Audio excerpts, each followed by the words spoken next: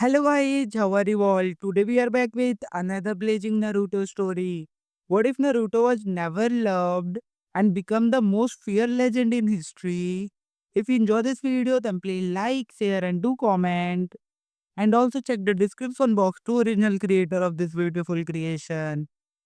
So let us start the story. At 3 years old, Naruto was like a ball of sunshine for both Minato and Kushina. Minato, although swamped by Hokage duties, still found time to spend with his precious little baby toddler. Naruto awed and inspired him in many ways. He was just so much like his mother. He was hot-headed and stubborn at times and seriously loved to prank. The little squirt was even becoming slightly less dependent on them now and improving his usually mispronounced words. But sometimes Minato would notice that Naruto often stared at him longingly whenever he thought he wasn't looking. Minato could easily mistake this as due to his constant absences in their home, but there was just something in those blue eyes that held so much pain and happiness that a child couldn't possibly bear at that age. Of course, his volatile emotions showed often because he was still so young, but this seemed like a different issue. What Minato didn't know was how happy Naruto was whenever he saw him and Kushina. Naruto didn't really understand, but something inside him wanted to be with his parents as much as possible and disliked it whenever they had to go somewhere. He often expressed this through tantrums of his own. "You're going to be a fine person someday, Naruto," Minato said with a smile, ruffling his son's unruly blonde locks before donning his Hokage robes and proceeding to leave. It was then that he felt tiny arms wrap around his legs and the small trembles his son's body made. "Be safe, Dad," Naruto mumbled, not having the strength nor the courage to let go just yet. Minato, surprised at his 3-year-old's clear and unusual speech, "Dad? Not Papa?" could only smile and grab Naruto's hands in his and give a reassuring squeeze. "I'll see you soon, Naruto," he promised. Usually, his son would whine at him not to go, so even though Minato didn't show it, he was inwardly startled when Naruto only stared at him with deep sadness in his eyes. "Sometimes, I feel like he's growing up too fast." And then the spell broke. Naruto blinked, thinking that he was supposed to be feeling something right now. Yet his mind drew a blank. Kushina, on the other hand, watched as her son stood before the doorway, staring at his father's retreating form. Though her heart broke for her child, she understood the duties and the responsibilities of a Hokage. Konoha was home to her, too, and she loved it almost as much as Whirlpool. Soon, Minato would become a more legendary figure in his own right while she would go back to shinobi duty once Naruto entered the academy. It wasn't in her nature to just sit still at home, after all. "Mama," Naruto spoke up suddenly, turning to her with tear-filled eyes. They were, in truth, only out of pure confusion and remnants of the ephemeral memory, but Kushina of course didn't regard it as such. Kushina was about to go to him when he beat her to it, wrapping his arms around her legs so tightly like he never wanted to let her go. He just suddenly felt very lonely and clingy, and watching his father leave oddly tapped an otherworldly emotional part of his senses.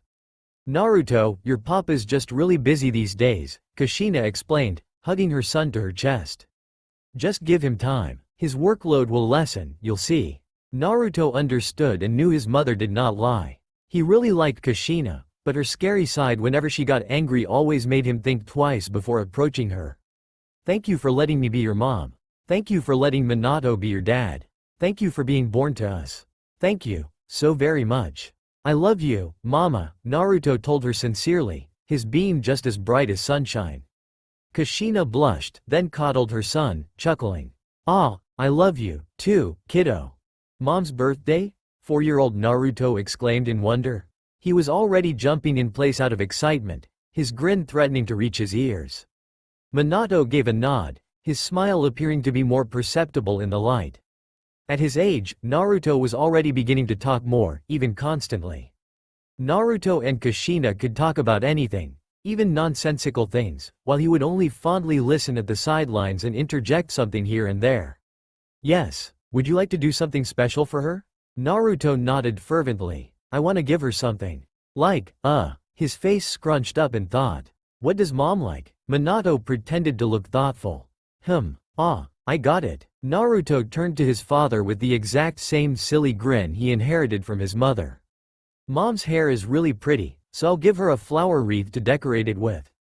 Then she'll become the prettiest mom in the village." He then laughed a little nervously, rubbing the back of his head in an unconscious manner. Not that mom isn't. I mean, he stuttered feebly. Minato placed a warm hand on his son's shoulder, effectively stopping the latter's unsure rambling. "I understand, Naruto." Minato's smile was unwaveringly gentle. "I am sure your mother will love it." Naruto smiled at him. "Thanks, Dad." Minato let go of his son's hair, still wearing that perpetual gentle smile. "Now let's go get those flowers for your mother," he urged, offering his hand. Naruto happily took it and began to walk towards the flower shop with his father, chattering cheerfully. "Hey, Dad, I think it'll be better if we get her roses." "They're late," Kushina muttered darkly, glaring at the three-tier birthday cake she made for herself on the dining table, "and on my special day, no less." A low growl escaped her lips. She had been in a bad mood ever since she spilled their last reserves of flour due to accidentally slipping on the floor. Not only that, there was also the case of a stray dog. She still had a sneaking suspicion that it belonged to the Inuzukas, particularly Sume. That woman was ever the town mischief, after all. Second to her, of course, because Kushina was the one who excelled at playing pranks, stomping all over her small flower bushes and scattering petals all over her once tidy lawn. Heck, it could even have been Inuzuka Sume's own twisted, wild idea of a birthday gift. Kushina's face was as red as her hair by the end of the day. Wanting to distress, she baked herself a cake, using the recipe which she asked from Makoto months ago for the intent of making it for Minato's birthday. She had worked on it for almost 2 hours, and because of the feel of leisure and being her own persona in the kitchen, she felt her frayed nerves scrape away. However, when she glanced at the time, she realized that the two males whom she cared about the most in her life were late.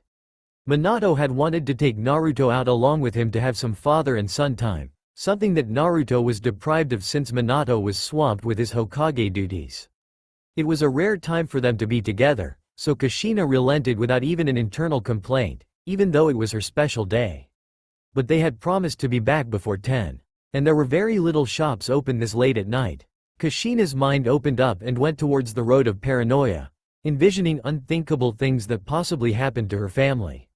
"No," she forcibly reassured herself. "Minato is strong. I trust him to take care of Naruto and himself as well." It was no secret that her husband had a lot of enemies. Being Konoha's legendary Yellow Flash, he was even in the bingo book. Also, Kushina had been kidnapped once because of her special chakra. If her precious, innocent son ever got in the hands of an enemy because of his special parentage, she swore she would resort to gruesome murder once she found out who the perpetrators were. Seconds swept past, minutes flew by, until it was now nearly midnight. Kushina was almost out of her mind with worry. After thinking it over carefully, she ran towards the front door, grabbing her coat on the way.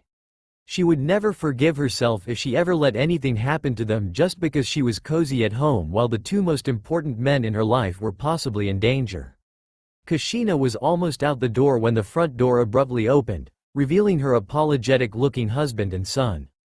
Greeted with the sight, Kushina unconsciously gripped her hold on her haphazardly worn coat, although relief now warmed the earlier coldness of her skin. After the shock wore off, she schooled her features into that of a furious expression, a dangerous aura surrounding her. "And just where have you two been?" she demanded, fighting to keep her voice under control. She saw Minato and Naruto flinch from her tone and she smirked inwardly. It was sometimes nice to know that she had her own authority in the household. Minato tried to explain, but he was obviously uneasy at his wife's rage. "I'm sorry, Kushina." "Sorry, Mom," Naruto apologized as well, hanging his head low. He had always been afraid of his mother, so the words he wanted to say were lost in his throat. Kushina stared, feeling the anger inside her melt and fade away. How could she ever resist those identical endearing eyes? "Well, as long as you two are safe," she relented, letting them both come inside. "What made you come back so late, anyway?" Minato stepped inside, but Naruto didn't move from his position. Kushina blinked in confusion at her son, moving towards him. "Naruto? It's okay, sweetheart," she crooned. "Mom isn't angry anymore. Won't you come in? It's cold out." Naruto stood silent for a moment before lifting his head, his eyes slightly watery, but there was something new in there now. It was almost as if he was trying to be hopeful about something. Mom, he said, taking a step towards her and revealing a single flower from the inside pocket of his jacket. Happy birthday. Kushina stared in shock. The flower was not plain by any means. It was actually a rose, its petals a vibrant shade of red. The petals were spread out as much as possible, revealing multiple layers arranged in its usual fashion. However, there was something different about it that made it different from a normal rose. It was the faint, visible golden aura surrounding it, enveloping it like a crowning halo. Even from this distance, Kushina could feel her residual anxiety slowly evanesce, and a soothing kind of calmness was gradually seeping into her body. We had to go outside Konoha's borders for a bit, Minato explained, then doing it a little hastily at Kushina's immediate forceful glare. There's an abandoned safe house near the fields there where my team and I sometimes stayed at to rest for a while before going back to Konoha. I had placed one of my markings there, so I used that to transport me and Naruto. Kushina frowned, her glare not faltering in the slightest. And, what happened? She said icily. Minato gulped. Nothing happened, really, but it turned out that all of the flowers in the field were in bloom, so that meant there were thousands of identical-looking roses with various colors and sizes. Naruto and I had a heck of a time searching for the calming rose amongst all those roses. The calming rose? Inquired Kushina. What a cheesy name, she thought absently. Aunt Makoto said that the calming rose is a unique flower that can help fade away the things that make someone sad, and that it only bloomed every once in a year there. Naruto spoke up almost tentatively. I just wanted to give you something that would make you happy. I'm sorry, Mom. Kushina stared at her son for a long moment before scooping him up in her arms, snuggling him to her chest. I'm happy, Naruto. I'm very happy, she assured him with a teary expression. Now don't look so sad like that. You're my big, strong, energetic boy. Naruto perked up at that, looking at his mother almost shyly. I also think the flower is as beautiful as your hair, Mom. Minato smiled, staying at the sidelines as he watched his wife blushing at their son's remark, thus ensuing a playful banter between the two.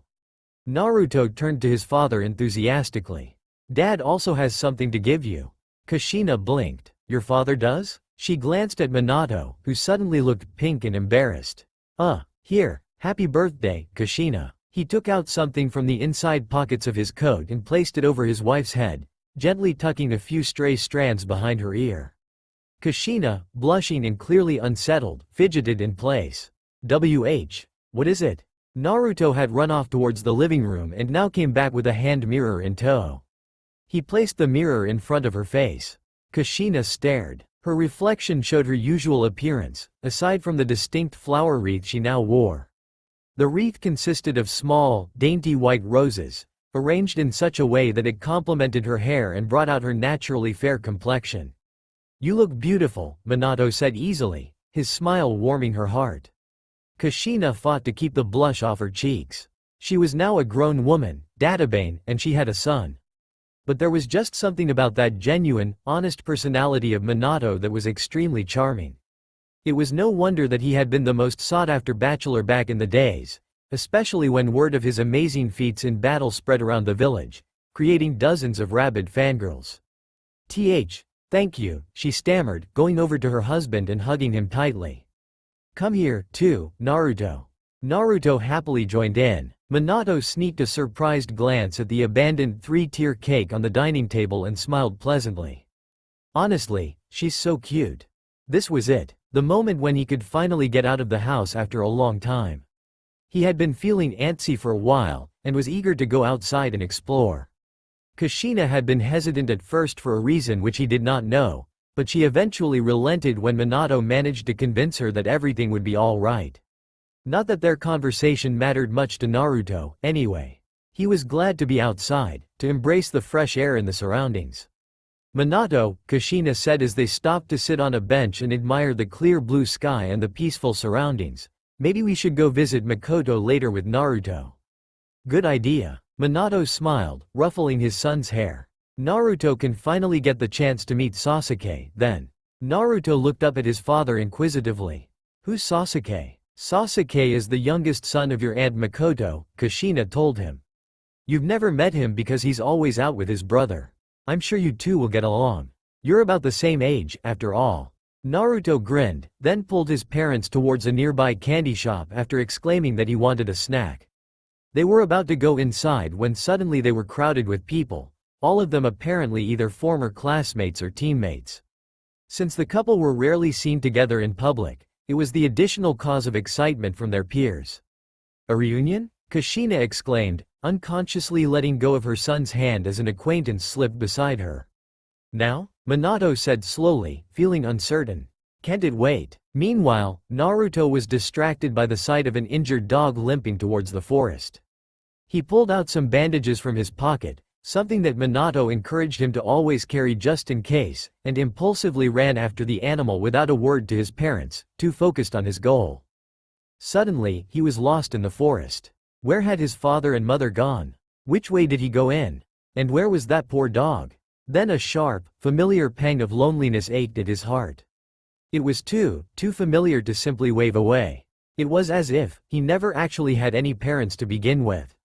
But that was impossible, right? His father and mother had been right there. He had been able to touch them. He had been with them for 5 years now. There was just no way that he was alone. Did he forget again? He was doing it too much recently.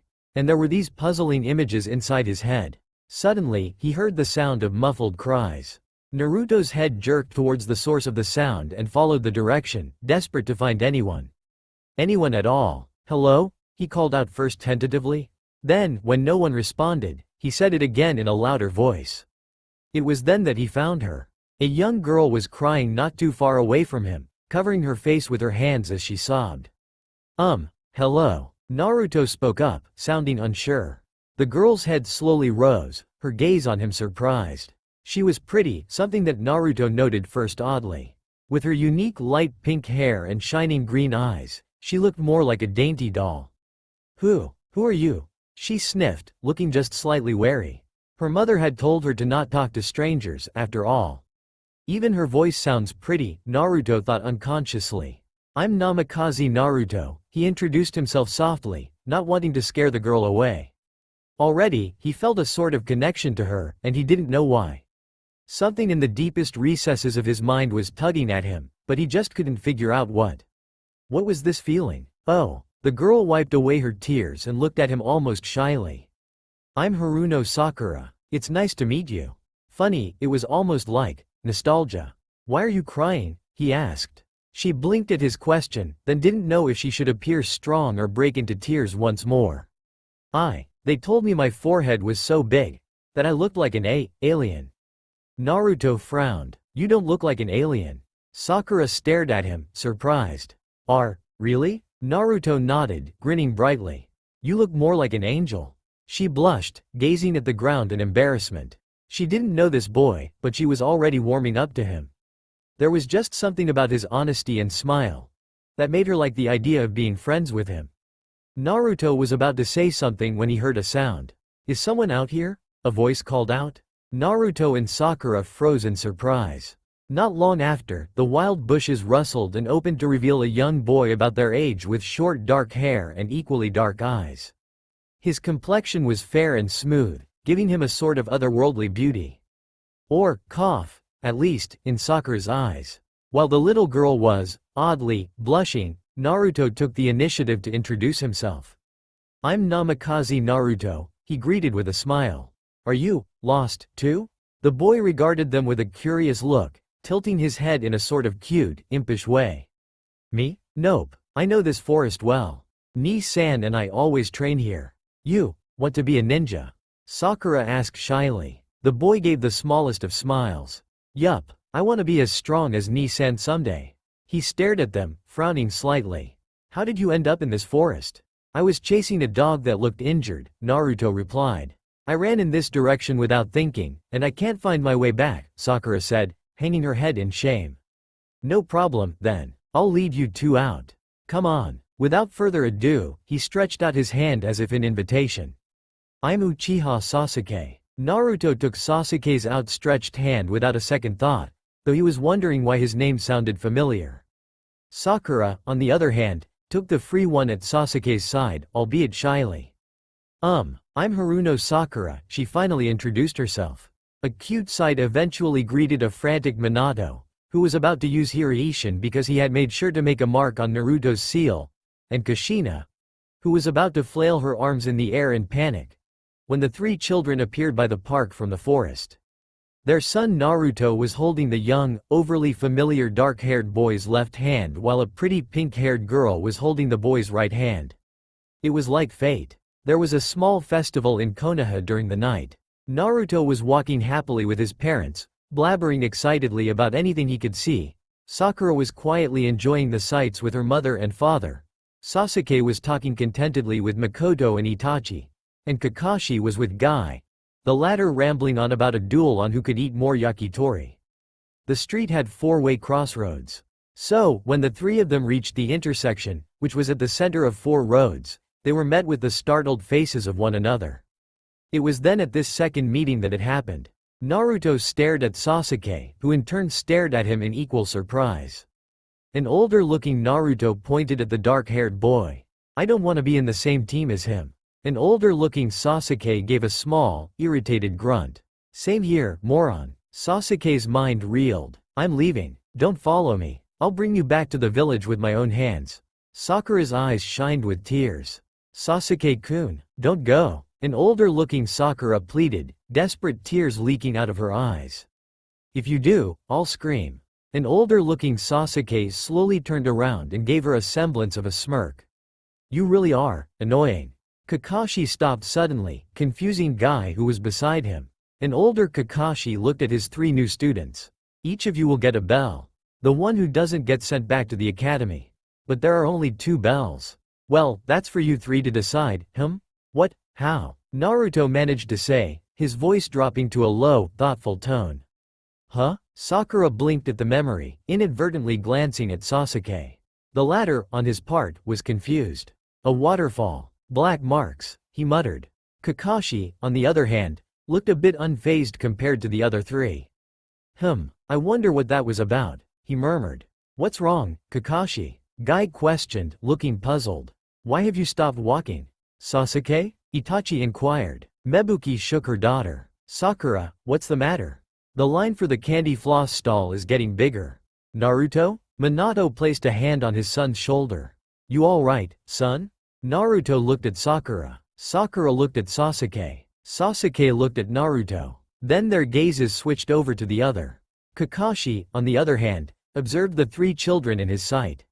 One was his sensei's son, one was the youngest son of the Uchiha clan head, while one was an ordinary girl from a normal shinobi family. When he tried to remember the memory again, it became all fuzzy in his head. His confusion disappeared, and he returned to normal. How interesting. Meanwhile, the 3 children stared at each other. It was Naruto who made the first move. Without a word, he walked towards Sasuke, extending a hand towards him. The latter looked at the proffered hand in surprise. "Makoto?" Kushina said, only now realizing her close friend's presence. "Kushina?" Makoto, however, had a pleasantly surprised smile on her face, unlike Kushina's wide-eyed look. It was then that Sasuke hesitantly took Naruto's hand, the latter grinning at the former's acceptance. Then, realizing that there was something missing, Naruto turned to Sakura, who inched away a little at the attention. Without further ado, Naruto went towards her and held out a hand. Sakura stared at it for a moment, hesitating. She looked up and saw Naruto's sparkling blue eyes, seemingly beckoning to her. Sasuke's dark, fathomless ones were piercing through her own. She gently gripped Naruto's hand. "Looks like they've become close," Minato remarked, smiling. "Oh, Hokage-sama," Mebuki exclaimed, giving a respectful bow.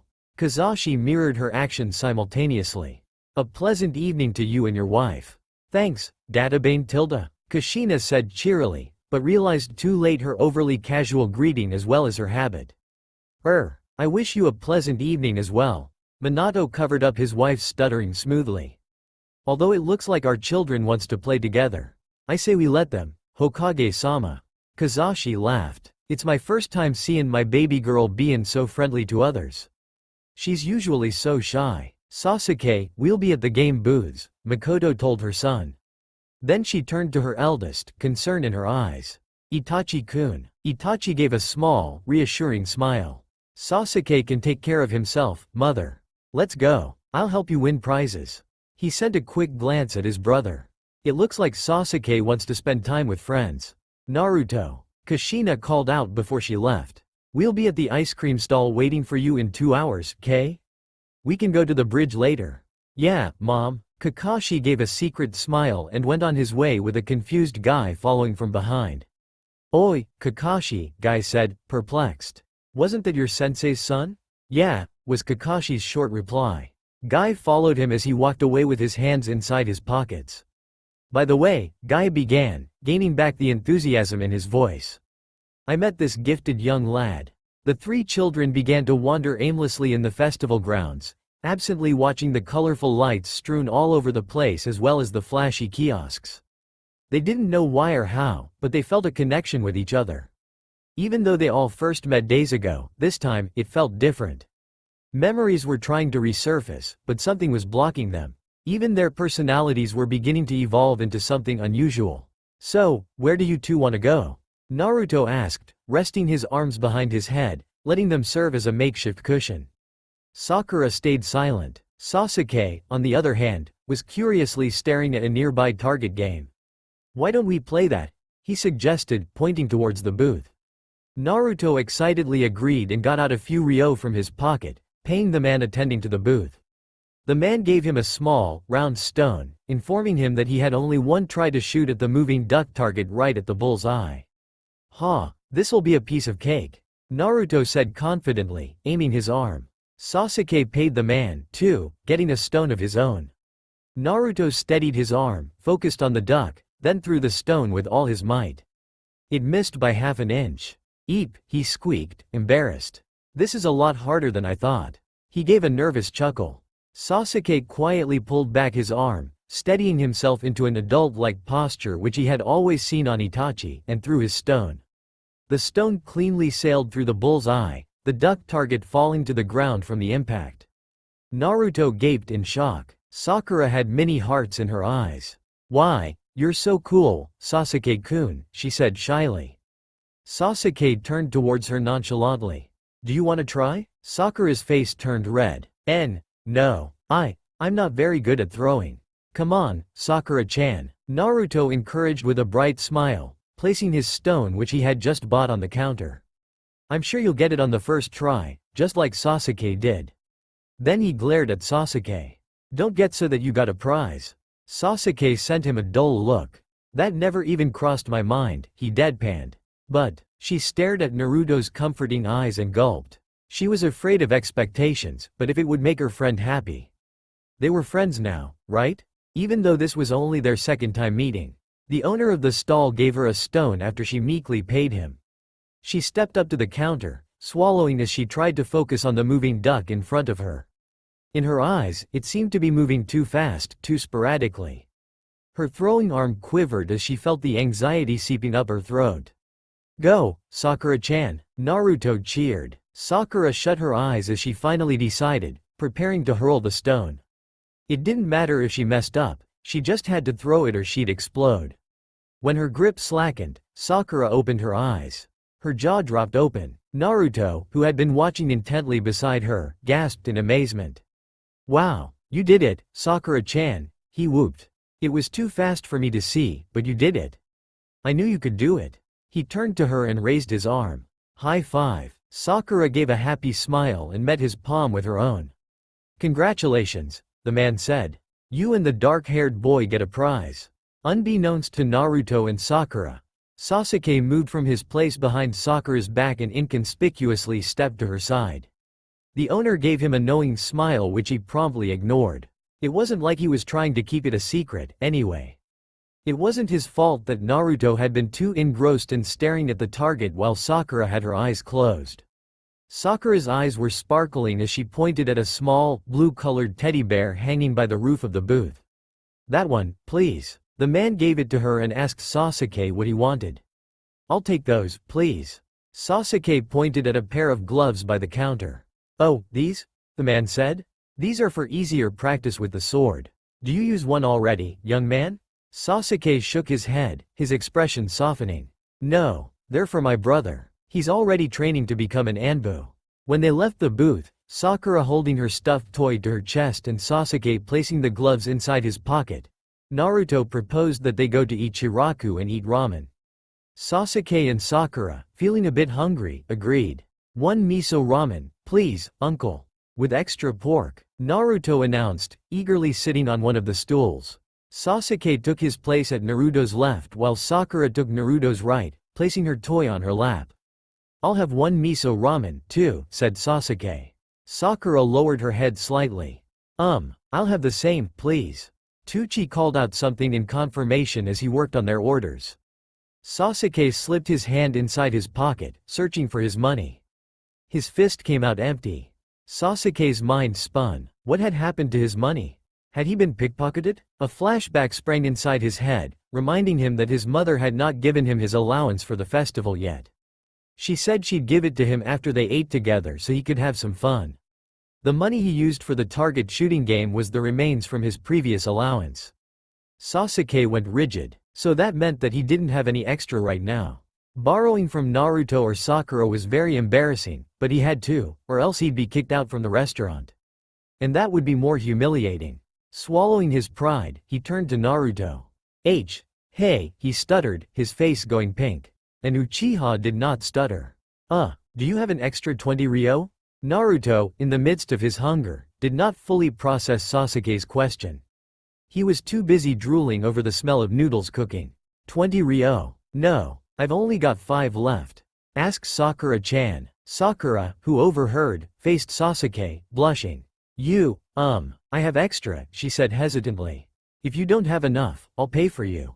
Sasuke turned his head away, embarrassed. Why, yeah, thanks a lot, I owe you one. 3 miso ramen bowls were then placed in front of them, prompting the children to stare at their food in awe. Naruto dug in first, filling his mouth with noodles. Sasuke and Sakura went next, chanting, "Itadakimasu," before eating. "Ramen here is the best," Naruto exclaimed. Meanwhile, I am positively sure that I did not raise him to eat so sloppily like that. Kushina complained in a whisper. Minato chuckled nervously. I'm sure he's just hungry. By the way, Kushina. Why are we hiding behind a post and spying on our son? Shush, Minato. Kushina admonished her husband, sending him a death glare. You'll get us caught. Minato stared at the passers-by who gave them strange looks. Then, at the corner of his eye, he saw Kakashi and Guy walking past them, the former waving at them as if this were a normal occurrence while the latter kept on ranting about something. We aren't even inconspicuous in the first place, Minato muttered, a sweat drop forming at his temple. Well, I gotta go, Naruto said, grinning as he rested the back of his head against his arms.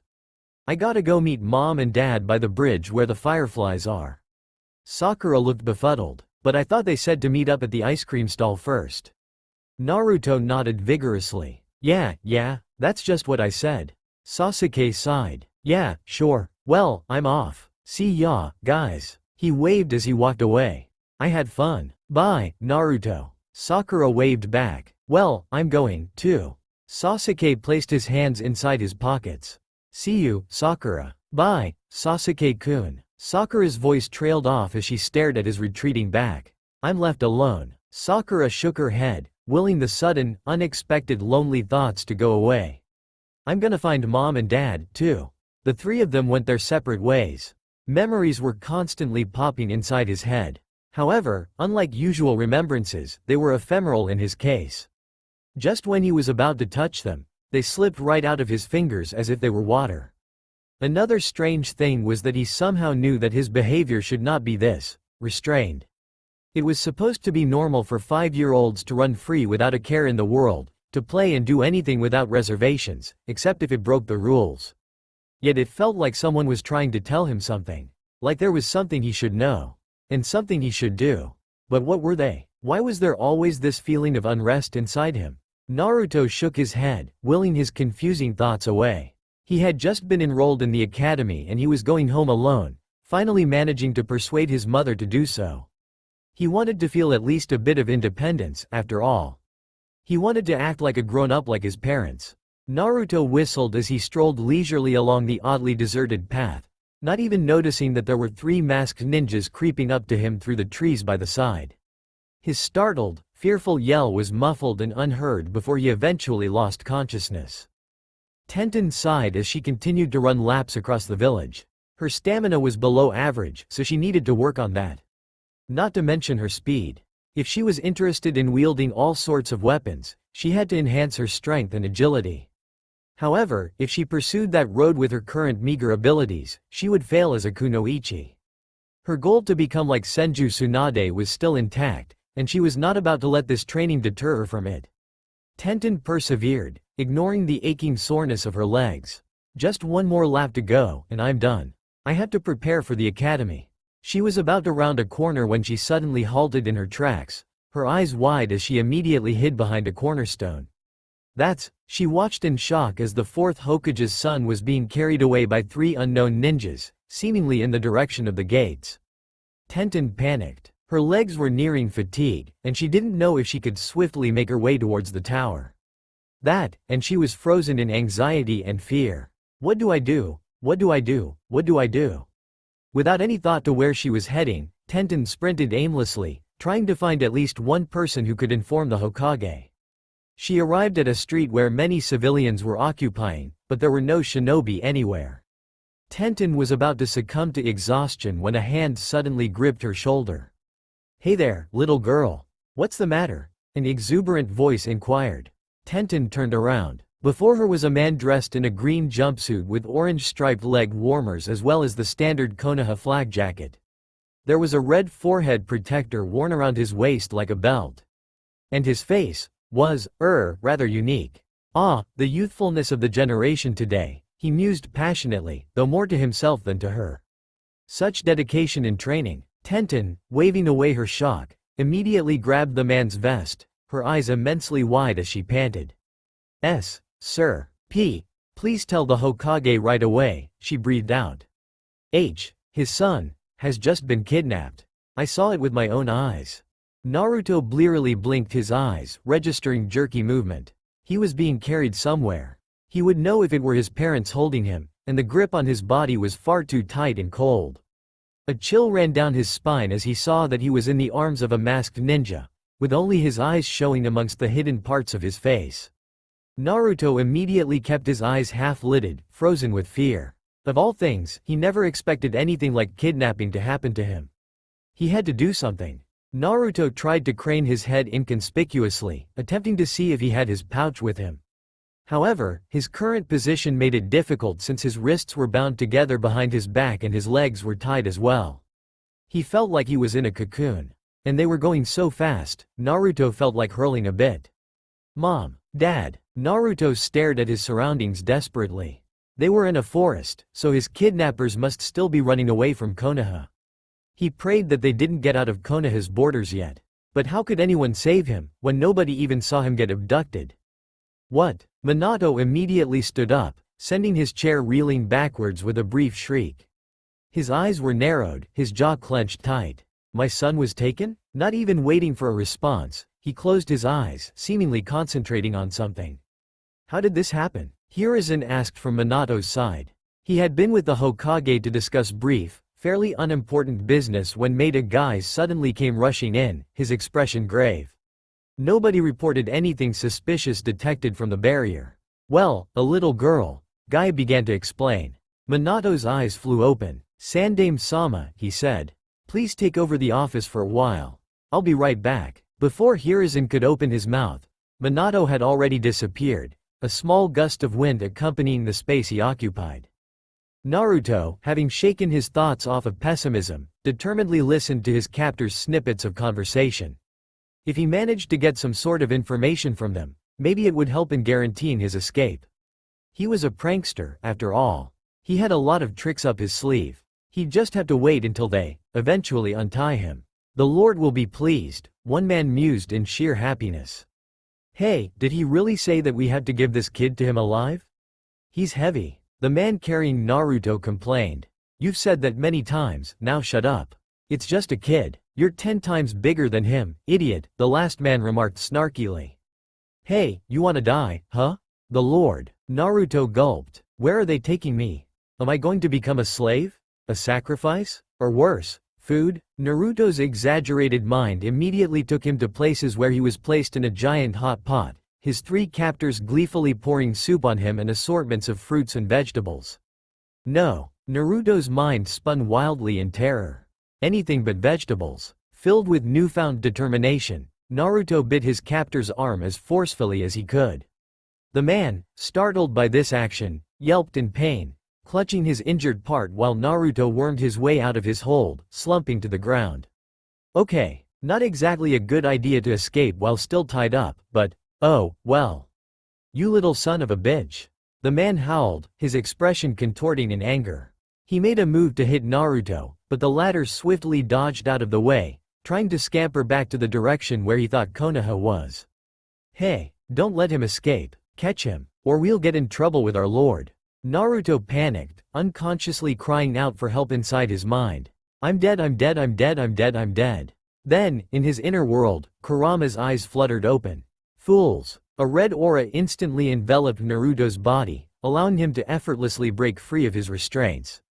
He could feel the foreign chakra bubbling inside him for just that brief moment before it abruptly disappeared, leaving him wondering what just happened with his mouth open wide.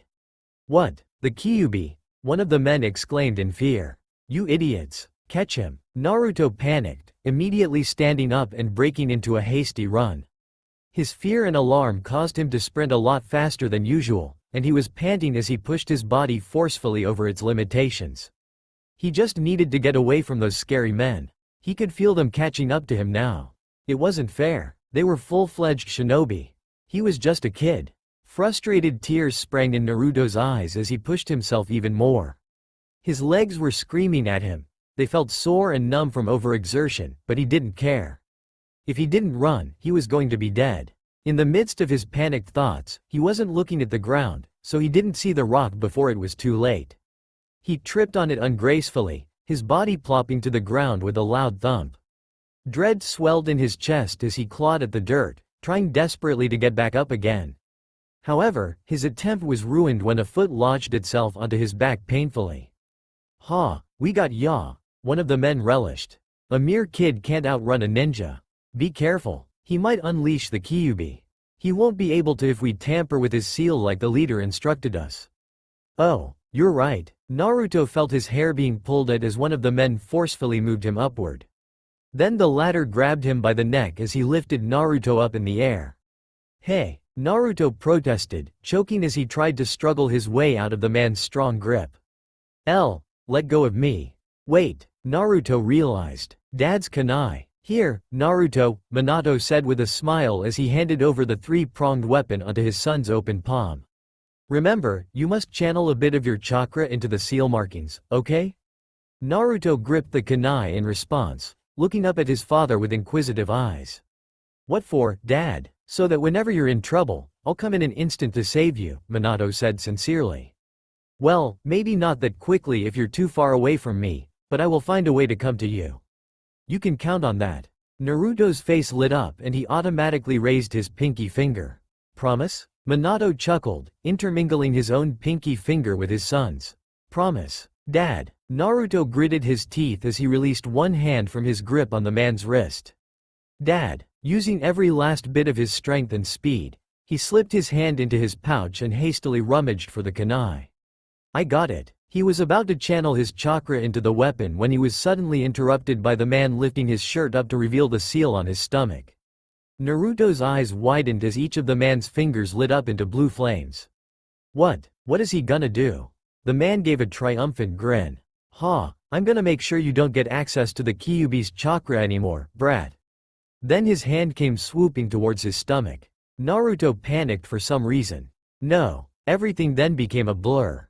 The next thing Naruto knew, the wind was knocked out of him as he felt his body careening towards the ground by a strong force. He gasped at the impact and instinctively rubbed his stomach, the soreness throbbing slightly on that area. What happened? He thought to himself almost groggily as he blinked to focus his vision.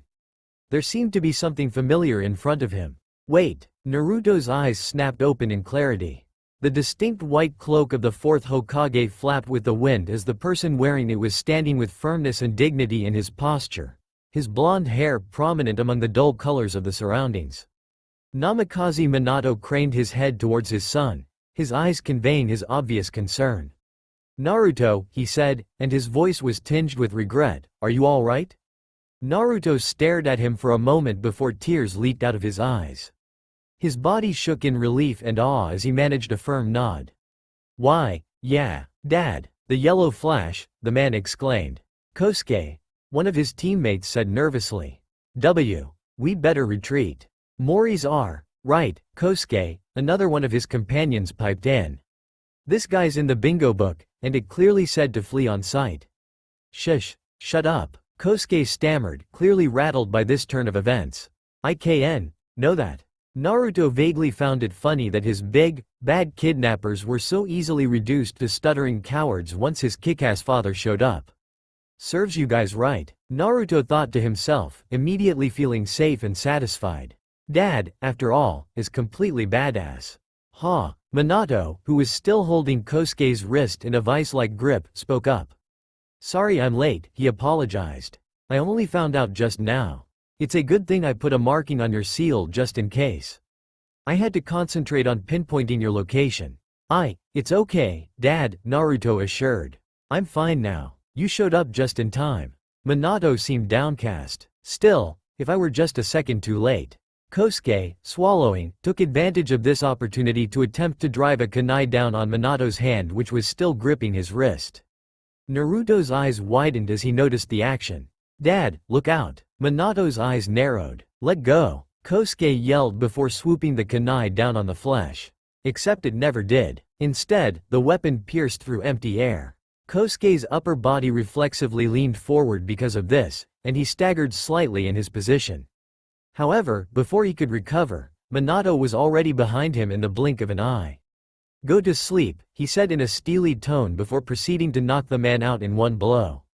The other two accomplices froze in their spots before breaking into a desperate run. Minato effortlessly appeared behind them and knocked them out as well, rendering them unconscious on the ground.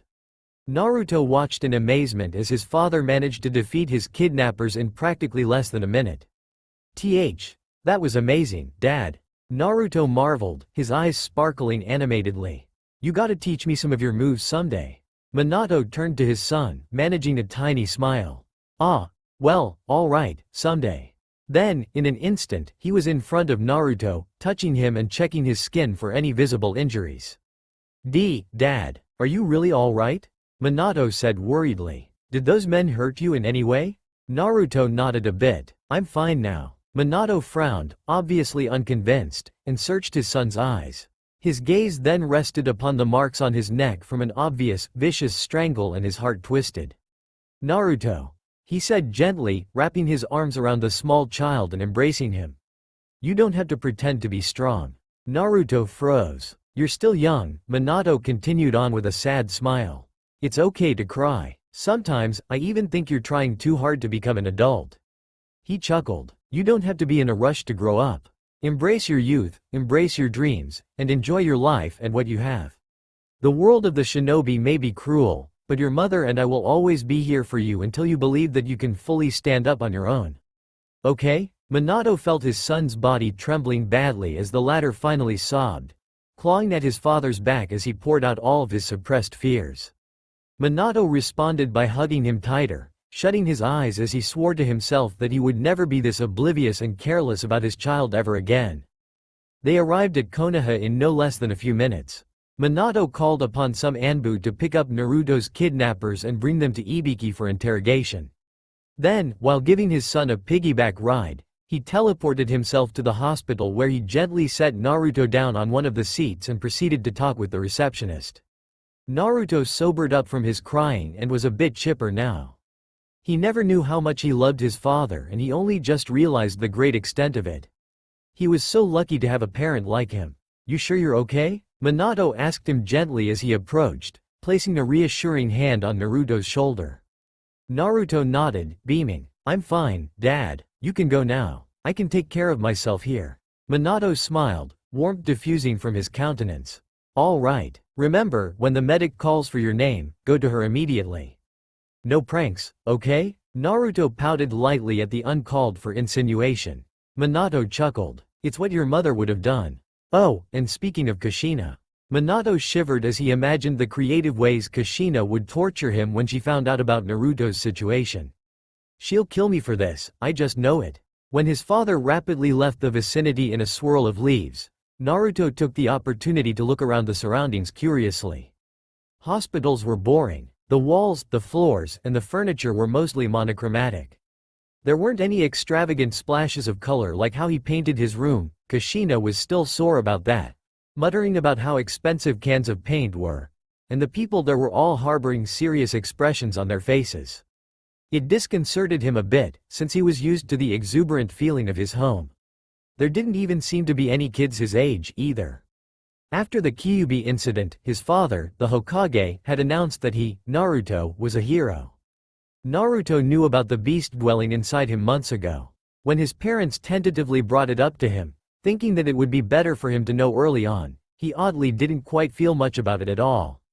When Kushina asked him about the Kyuubi, Naruto honestly responded that the creature hadn't tried to communicate with him at all. Minato wanted to help him control the Kyuubi's power, but said that unless the Kyuubi himself offered or Naruto accidentally used the power, they would not be starting yet. Naruto only felt neutral to the Kyuubi. There was no denying that he was curious, of course, but it seemed too surreal a story since the Kyuubi never even revealed itself to him. It was like trying to see something that wasn't visible to the eyes. It just wasn't present. But that moment when Naruto felt the bubbling red chakra overflow into his body, when the foreign, powerful energy pumped adrenaline into his veins. He felt that unmistakable dormant presence inside him, and it was both eerie and exhilarating. Naruto knew that the villagers were aware of this fact. There were some people who talked to him sometimes, greeting him with authentic, friendly smiles on their faces. Some, however, were merely indifferent to him, but nevertheless were not projecting any animosity. But at times, he caught very few glares sent his way, as if blaming him for something. Naruto didn't understand why, but kept it to himself. He didn't want to worry his parents and he also didn't want them to make too much of a fuss about it. His mother was prone to her short temper sometimes, while his father, while calm and rational, also had an icy side to him, especially when the village, politics, and the safety of his family were concerned. And now, Naruto could currently feel a stranger's eyes boring holes into the side of his head. It wasn't even the curious kind at all. It felt more like an antagonistic glare, and it was bothering him so much. However, he kept himself from squirming slightly in place. Minato told him to be good, after all. The kidnapping incident was still weighing on his mind, and remembering how scared and anxious he had been was making his heart slow. Damned Kyuubi brat. Naruto stiffened instantly. The man's voice was deep and rough, resembling a drunken person. Naruto didn't want to turn around. The uncomfortably hostile tone was scaring him. No one had ever talked to him like that, and instead of being angry confused about it, fear was freezing him in his spot. The voice was getting closer. TCH. Someday, that monster inside you is gonna break out and destroy the village. How dare you still stay here?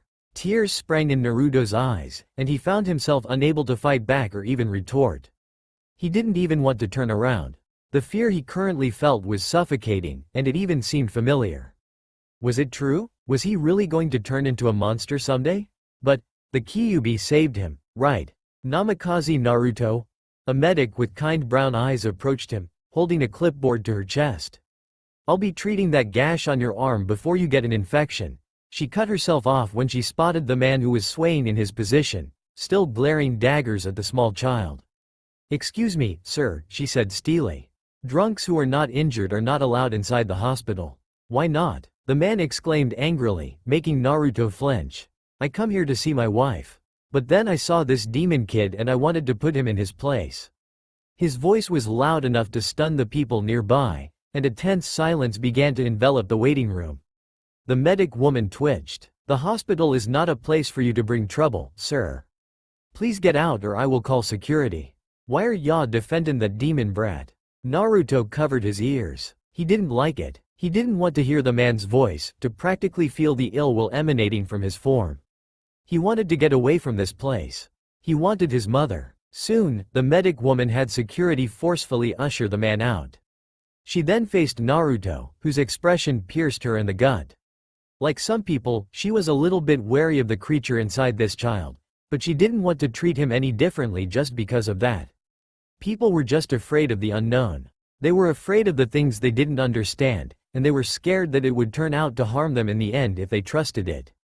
Most of the population believed in the Hokage's words, though, and treated Naruto nicely since their leader was his father and also because the latter wanted his son to be regarded as a hero. Understandably, some people didn't sit well with that. There would always be a difference of opinions. But that didn't mean that they had to pick on a child. Children were shaped by their surroundings, and they were sensitive. Insecurities could easily rise, and their physical, mental, emotional, and social development could also be influenced. "Please don't listen to that man," she told Naruto softly. "You're a good boy, aren't you?" Naruto stared at her with wide, sad eyes. Do you think I'm a monster, too?" She was taken aback. "Of course not," she said automatically, and reveled in the slight relief in the child's eyes. There are just some people who are afraid of what they don't know. The best solution is to ignore them, and prove them wrong. "Prove them wrong?" Naruto inquired. She nodded with a small smile. "Prove to them that you're not monster. Even though there are a few who might hurt you with their insensitive words, you have to become a better person than they are. Don't stoop down to their level." Naruto swallowed heavily, remembering his mother's words. Kushina smiled. "We should fight back with our principles, and not only with our fists." "Okay, Naruto? Okay." Naruto gave her his best sunny smile. "Thanks a lot, Nei-chan." The woman blinked, obviously caught off guard by the boy's sudden, cheerful disposition. "Ah, yes. You're welcome." She recovered quickly, sending him her own gentle smile as well and leading him towards one of the rooms. "Now come with me and I'll heal you to the best of my ability, okay?" "Yes, Nei-chan." When he was finished at the hospital, he was about to head home when a blur of red suddenly knocked into him hard. Naruto squeaked. "Who? Mom. Oh, I'm so glad you're okay."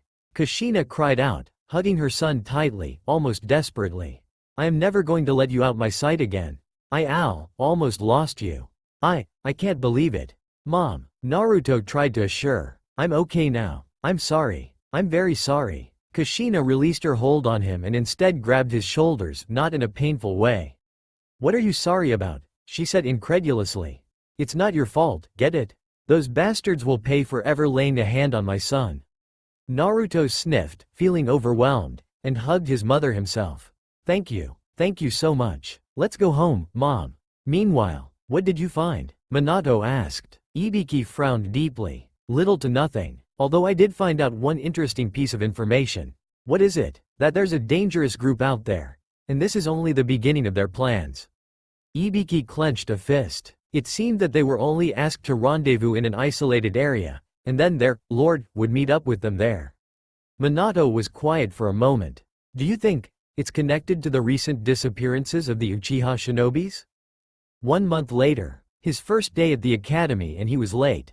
Naruto rushed towards the building, noting that it was already 10 minutes past 8. Increasing his speed, he frantically searched for his classroom. When he finally found it, he didn't waste any more time. "I'm here," he yelled, accidentally slamming the door open in his haste. As expected, a sea of faces turned around to stare at him. The teacher, a young man with tan skin and a distinct scar across his nose, faced him, looking startled. "Are you Namikaze Naruto?" That perked Naruto's expression even more. "Hell yeah. Remember that name? 'Cause I'm gonna be Hokage someday." "Believe it, huh?" a feminine voice snorted. "You?" Naruto, frowning deeply, turned around to the source and found himself looking at a girl about his age with short blonde hair and blue eyes that had seemingly no pupils. "Hey, it's gonna happen, ya know," he protested. "Huh, just because you're the Hokage's son doesn't mean that you're gonna be the Hokage as well," a boy with spiky brown hair sneered, his small, sharp canines baring a little aggressively. "What, you wanna have a piece of me, ya dog-looking sissy?" Naruto shouted, pointing at said kid accusingly. The boy stood up in indignation. "Bring it on, Whiskers." "All right, that's enough." The teacher's stern voice resounded in the room. "Yamanaka, Inuzuka, be quiet and welcome your classmate properly." "Namikaze." He turned to Naruto, who was still glaring at his opponent. "My name is Amino Iruka. I suggest that you refrain from having such improper conduct in my class and take your seat beside Haruno, the girl by the window." Naruto, and stalked towards the said location. Then he caught a glimpse of his seatmate. Sakura-chan? Sakura was staring at him, blushing in what seemed to be sheer embarrassment. Her green eyes were already starting to well up with tears. "Oi, Namikaze. Leave her alone," the Yamanaka girl reprimanded, but Naruto ignored her. Nay, Sakura-chan. You remember me, right? We played together with Sasuke that night at the festival. Sakura, looking like she was trying her best not to cry, ignored him. Naruto went slightly rigid. "Sakura-chan, Naruto." Iruka's voice now held a hint of impatience to it. "Sit down so I can now continue my lecture, please." Absently, Naruto obeyed, sneaking glances over towards the nervous-looking girl beside him. What's wrong with her? After class, Sasuke took him by the arm and pulled him aside. "Sasuke!" Naruto exclaimed in pleasant surprise. "You're here, too?" Sasuke looked at him, expression hard. "You." Naruto blinked in confusion. "Me." Sasuke seemed to be struggling for the words to say. "You, Sasuke," Naruto said, still puzzled. What was wrong with his friends today? Before the boy could open his mouth to reply, both of them heard a startled cry not too far away from them. I'm sorry." It was Sakura's voice, and she sounded so terrified. Naruto and Sasuke froze for the briefest of moments before they ran towards the direction of her voice. When they arrived at the scene, Sasuke immediately pulled Naruto aside and hid themselves behind a nearby tree, their distance already covering enough space for them to listen in clearly without being too near for the girls crowding around Sakura to notice them. "Sasuke," Naruto hissed. "What the hell are you doing? We gotta go help Sakura-chan." "Just shut up," Sasuke said in a low, harsh whisper. "Let's find out what's going on first." Naruto looked entirely unhappy by the idea, but obeyed grudgingly. "Fine, but I'm going to butt in if those girls start to hurt her more." Sakura's entire body was shaking in fear. She felt so paralyzed that she couldn't breathe properly. What did she do so wrong this time? Why was she always being picked on even in the academy? Was she really just so useless? Just a waste of space? Just a worthless painting in a gallery that made everyone around scoff because she was the only one ruining the portfolio? It was terribly unfair, but she couldn't fight back. It just wasn't right. Amy and the others were older than her. She had no right, as the younger one, to oppose her seniors. "Hey, wide forehead," Amy said, unhappiness coloring her voice. "You bribed Iruka-sensei to make the Hokage's son sit next to you, didn't you?" Sakura's eyes were impossibly wide. No, I didn't." Amy grabbed her hair and started pulling at it, granting her a pained cry from Sakura. "What's your deal, huh? You trying to get on the Hokage's good graces? Well, it ain't gonna work. With your wide forehead, he ain't even gonna spare you a glance." Then Amy let out a sharp laugh. "No, wait. Yondaime-sama would probably gape at your forehead first and secretly laugh about it at his home cause he's too polite to do so in front of your ugly face." Naruto, as expected, exploded. "Hey, Dad isn't like that at all, y'all little." Sasuke's hand immediately slammed over his mouth, muffling the other profanities which Naruto cleverly created all by himself. "You idiot," he hissed. "Are you trying to get us caught?" Naruto forcefully grabbed his hand away from his mouth and glared at him. "Oi, Sasuke, don't you have any shred of compassion? That's Sakura-chan they're bullying. The same Sakura-chan who played with us at the festival and bought you ramen because you forgot you're spending money. Are you really just going to let her get hurt by those freaks?" Sasuke leveled Naruto's glare with one of his own. "Do you even know what you're saying right now? They're bullying Sakura because of you. If you go out there right now and stop the fight, what good would it do? It would only serve to fuel their anger because you're defending her." "Then you go," Naruto said, desperation leaking out of his voice. "If I can't save Sakura-chan, then you go." Sasuke's expression dimmed a little, and he averted his gaze. "It's not that simple," he said. Naruto was getting even more angry now. "What? Why?" Their voices were already getting a little louder. Fortunately, they were drowned out due to the obnoxious laughter made by the girls while they were bullying their junior. Sasuke's head snapped towards him, eyes flaring slightly. "Do you even know the reason why they started to bully her?" Naruto was taken aback. "What? At first it was just teasing. Taunting. About her forehead. They didn't hurt her the slightest back then." Sasuke frowned. "But after we hung out with her at the festival, Girls began treating her harshly, telling her that she doesn't have the right to get all chummy with the Hokage's son and the Uchiha clan head's youngest. Then are you saying that we should do nothing at all? Naruto demanded. Sakura-chan's our friend, Sasuke. Like I said, you numbskull, it isn't that simple. Bullshit. You're just too afraid to help her. What's stopping you, you chicken? What? You? What the hell is going on here? A new voice said angrily. Naruto and Sasuke immediately stopped their arguing and turned their heads to look at the newcomer. It was the Yamanaka girl who was skeptical at Naruto earlier in class. She was standing behind the bullies, her hand on her hip and her aura intimidating. Sakura slowly eased her arms from their defensive position across her face and stared at her rescuer. Ino! Amy exclaimed in surprise, a hint of fear lacing her tone. Ino narrowed her eyes at her. Really, Amy? You'd stoop this low? Hey, Ino. One of Ami's friends interjected, pointing at Sakura accusingly. This girl shamelessly hung out with Sasuke-kun at the festival. Aren't you mad at her, too? Of course I'm mad, Ino said, pouting. Sakura's trembling came back, her hope diminished.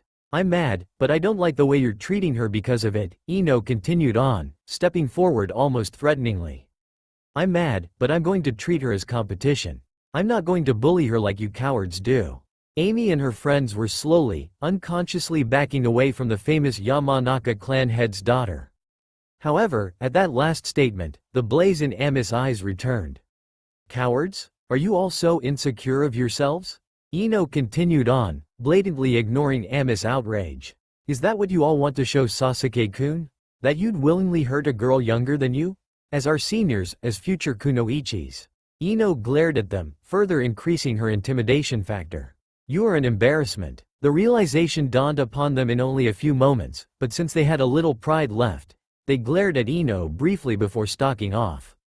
Ino watched their retreating backs with a scoff. And they call themselves future ninjas, she muttered to herself. She turned towards Sakura, who was looking at her with an expression indicating that she was still unsure if Ino was on her side or not. And you, she said, causing Sakura to flinch reflexively, why didn't you fight back? Sakura's eyes were as wide as saucers. Don't stutter, Ino snapped. It's unbecoming of a lady. She walked towards Sakura and lifted her bangs from her face. It really is as big as they say. She gazed at Sakura in the eyes. It's because you hide it that makes them taunt you more. You should show it off, you know. Why? Are you helping me? Sakura said in a voice that was so small that it was almost a whisper. Ino raised an elegant eyebrow. Is it wrong to help someone in need? Sakura immediately looked flustered. No, that isn't what I meant. Ino poked her on the forehead almost forcefully, causing Sakura to wince as her head jolted backwards from the impact. Then just be grateful and say, thank you, forehead girl. Naruto and Sasuke were already walking away from the scene, the latter's hands inside his pockets while the former's hands were situated behind his head, serving as a makeshift cushion. Looks like that Yamanaka girl ain't so bad after all, Naruto mused with a grin. We didn't have to do anything at all, Sasuke? Sasuke remained silent, yet stopping in the middle of the streets to look at the sun which was dipping low into the mountains, the sky painted with pastel oranges and yellows and reds. The wind blew his dark tresses softly, and he closed his eyes in a moment of tranquility. Naruto stopped walking as well to look at his friend. Sasuke? Naruto, Sasuke said in a voice that was almost soft. Naruto frowned. What is it? There was silence for a moment before Sasuke finally spoke. Don't you remember anything? Ni-san. Itachi turned his head towards his little brother whom he was giving a piggyback ride. He and Sasuke had been training with shurikens in the forest, the latter having twisted his ankle after accidentally tripping on a rock. Needless to say, Itachi was amused that Sasuke had looked so much like his favorite food at that moment. Yes, Sasuke? Why are there wars? Itachi stopped in his tracks. Surely it was not the normal question 5-year-olds were supposed to ask? Unlike him, Sasuke hadn't seen war yet. Hadn't experienced the danger, the loss, the hardships, the mercilessness. Not like Itachi had. So what brought up this question? Why do you ask, Sasuke? Sasuke seemed to be in deep contemplation, which was another thing Itachi became suspicious of. Boys of Sasuke's age and a bit above were usually only interested in either school, training, goofing off, or even girls to a small extent. No child normally asked about war. War was mostly the epitome of destruction, after all. It was something that the adults dismissed from young children's minds so as to not traumatize them from the get-go and allow them to experience the real world on their own, in their own pace. But Sasuke, who was only 5 years old, had something in his eyes that spoke of a depth, of some kind of forced maturity that someone of his age should not have yet. Itachi chose to entertain his little brother's question. There are different reasons on why war exists, Itachi said slowly. It may be because there is a need for power, or there is a need for vengeance. It can also be because there is greed, and even because of the desire for peace. Ultimately, it all leads to an end result. The cycle of hatred will never stop lest the people stop trying to overcome each other through force. Sasuke was quiet for a moment. Ni-san. This time his voice sounded uneasy. You have seen war before, haven't you? Yes. It is why I desire peace. Itachi gave him a small smile. If only the 5 nations would become allies. Sasuke peered at his older brother's face. Why does a village exist, Ni-san? Itachi sent his little brother a small smile, albeit with a hint of amusement to it. What's with these questions, Sasuke? Sasuke's face turned red. Just answer me, Ni-san, he said immediately, trying to hide his embarrassed face. It had been years since he'd seen that expression on Itachi's face. Too long, in fact, which made Sasuke's heart clench in nostalgia and happiness. Well, Itachi was thoughtful for a moment. I would say that a village is created for its people. Sasuke frowned. For its people. Itachi nodded. The people are what constitute a village, Sasuke. And we are a part of those people. The village was made to protect those who cannot protect themselves. It is also one of the prime reasons why we ninjas exist. It is to protect those who are dear to you, Sandalso, the civilians. Why should we protect the civilians, though? You know the answer to that. The civilians are mostly the ones who run the stores, the restaurants, tea houses, and all the other community shops out there. Nevertheless, they make up a village along with us ninjas. We shinobi are ideally intended for the protection of every generation, especially the future ones. If we don't cherish people, what will become of their future? If we don't cherish a village, where will we go? You may not understand it yet since you're too young, but you will understand more than I do when you grow older. Itachi's smile was warm and heartbreaking at the same time. Someday, I truly wish you will find peace as great as I've always believed it is. That conversation happened a week ago, and Itachi's words had been reverberating in Sasuke's head ever since. Itachi was obviously a pacifist and loved the village so much that he even endured the pain of massacring his entire clan for the sake of preventing a civil war. Sasuke, on the other hand, wasn't so sure about his own motivation. He wasn't purely like Itachi, and he wasn't even like Naruto. He had gone through the path of darkness by himself, only being driven by either hate, vengeance, or by others' influence. He was like a blank canvas, easily painted on by different colors. Sometimes, he wasn't even sure who he was anymore. It was like, in a way, he was a mere underling, only following someone else's orders and making those a basis for his goals. He was nothing without someone telling him what to do. He was living by himself, building a wall of figurative lies. Who was he, a mere canvas, without a painter? He recalled the time he remembered everything, which happened about 2 weeks ago. He woke up and reeled backwards into the headboard. He clutched his head painfully, screaming as millions, no, it seemed like billions, of scenes, of memories, of snapshots and clutters flashed inside his mind, rolling one by one over and over for somewhat like an eternity. He screamed in anguish at the overload in his brain. There were hurried, frantic footsteps before the door slammed open, revealing 2 panting figures. Itachi had already appeared by his brother's side and tentatively reached out towards the shaking child. Sasuke? He said softly. But Sasuke could not hear him. He was still holding his head, willing the pain to go away. Itachi, what's wrong with him? Makoto gasped, running towards her son's side and holding him protectively to her chest. What has happened here? Fugaku demanded, going to his eldest side. Itachi shook his head, faint confusion swirling in his eyes. I have no idea, father. There is no sign of someone who broke in. Perhaps Sasuke is having a nightmare. Fugaku frowned. A nightmare? This intense? Sasuke heard painfully familiar voices and he forced himself to open his eyes. His head was still reeling from the backlash of memories, but as time passed, the pain receded, allowing his mind to breathe slowly. Sasuke's eyes flashed open wide as he recognized the three figures before him. Makoto was holding him to her, but she loosened her hold the moment she saw his eyes creaking open, causing her to position him in such wherein he could see all three of their worried faces in the range of his vision. Funny, he didn't think he had ever seen his father have even the faintest worry on his expression when it came to him. Fugaku had always seemed so strong and unbreakable in terms of personality, so this was a first. Makoto, on the other hand, was a soft, pleasant woman. The genuine worry on her face was enough to make Sasuke breathe reassuringly. But it was Itachi's face that broke him the most. That had his breath caught up in his throat. The disarming concern on his brother's face, that familiar soft look in his eyes. Sasuke blinked back tears, now seeing his whole family for the first time, albeit since he was awakened. It came like a tumbling roller coaster ride.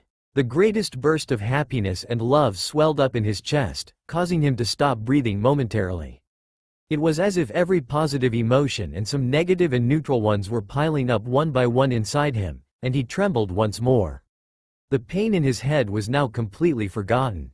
Fugaku and Itachi's eyes widened.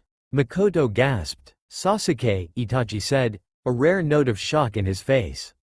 The familiar blood-red dojutsu of their clan now gleamed in Sasuke's eyes while the tears blurred it slightly, though there was no mistaking the three distinct markings, Tomo, on them. 3 Tomos. Sasuke hugged his mother tightly, earning him a surprised oomph from her lips. Photographic memory. It truly was the happiest moment of his life. Sasuke smiled inconspicuously as he sat before the table, watching his mother cook dinner. What she was doing was mere routine, yet it felt free and tantalizing to look at her. The happiness bubbling inside his chest still seemed surreal somehow, as if he was living in a dream. But this couldn't possibly be an illusion, right? Sasuke. Itachi's voice was warm and conversational as he took his seat before his little brother.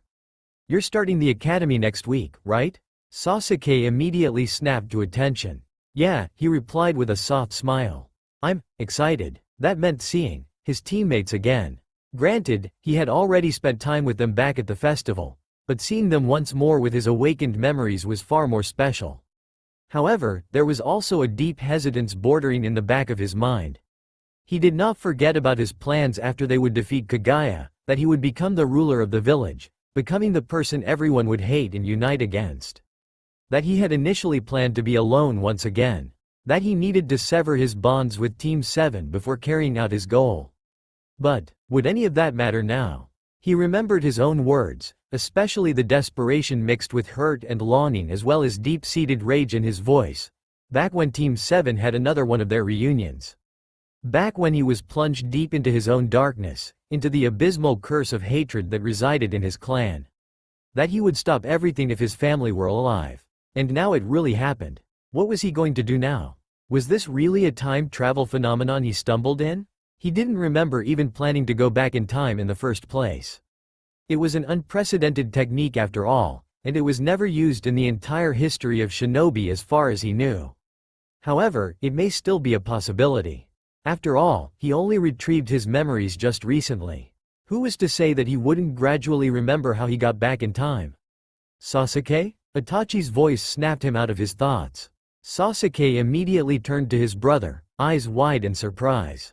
"Why, yeah." Itachi looked concerned. "You were spaced out for a moment there. Are you all right?" Sasuke blinked. I guess I'm just looking forward to entering school," he covered up.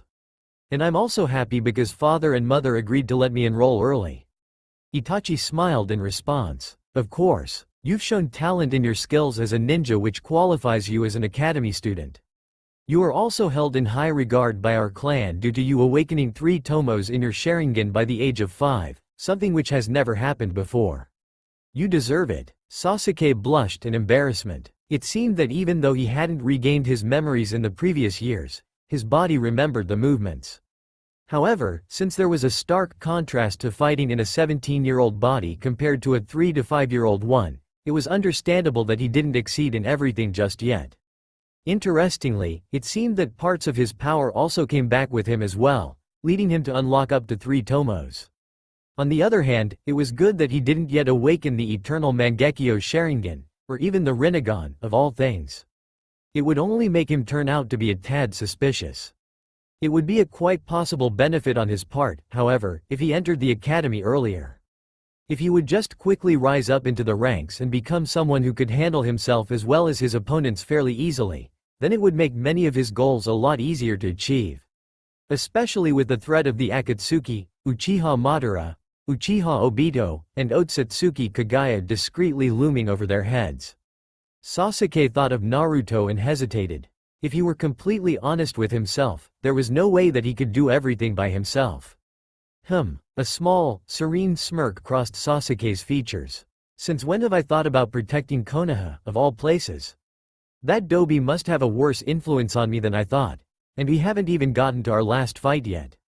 One that I planned would be our last. Sasuke felt that unbearably nagging hesitation at the back of his mind once more. Was he still really going to go through with his beliefs? Were the 5 villages really going to stay united if they had a common enemy? What if he died? Should he go and search for a way on how to become immortal? Sasuke shook his unbelievable thoughts away. What am I thinking? He scolded himself. I'm starting to act like Orochimaru. Sasuke took a deep breath and tried to clear his mind. What should I do? He sent a furtive glance towards his brother, who caught his glimpse and smiled in response before going back to reading his scroll. Ni-san. Memories consequently sprang inside his mind, filling his head with sounds and images. Revenge means everything to me. As long as I can have my revenge, I could care less what happens to me, or the whole world for that matter. For both Orochimaru and me, right now, killing Itachi would be impossible. But if I am able to accomplish my goals, through nothing more than offering Orochimaru this body of mine, then he can have my life, and my afterlife for that matter. I was so young. My only explanation was that it was all a horrible nightmare. I wanted to believe it wasn't real, that I was just trapped in someone's cruel genjutsu. But it did happen. That was reality. My eyes are wide open now. My Sharingan sees right through your genjutsu. Saying I should follow in Itachi's footsteps is nothing but pretty words. It's nonsense meant for those who don't know hatred. I have closed my eyes long ago. My goal exists in the darkness. If anyone wants to deny my way of living, I'll kill everyone they ever cared about left and right.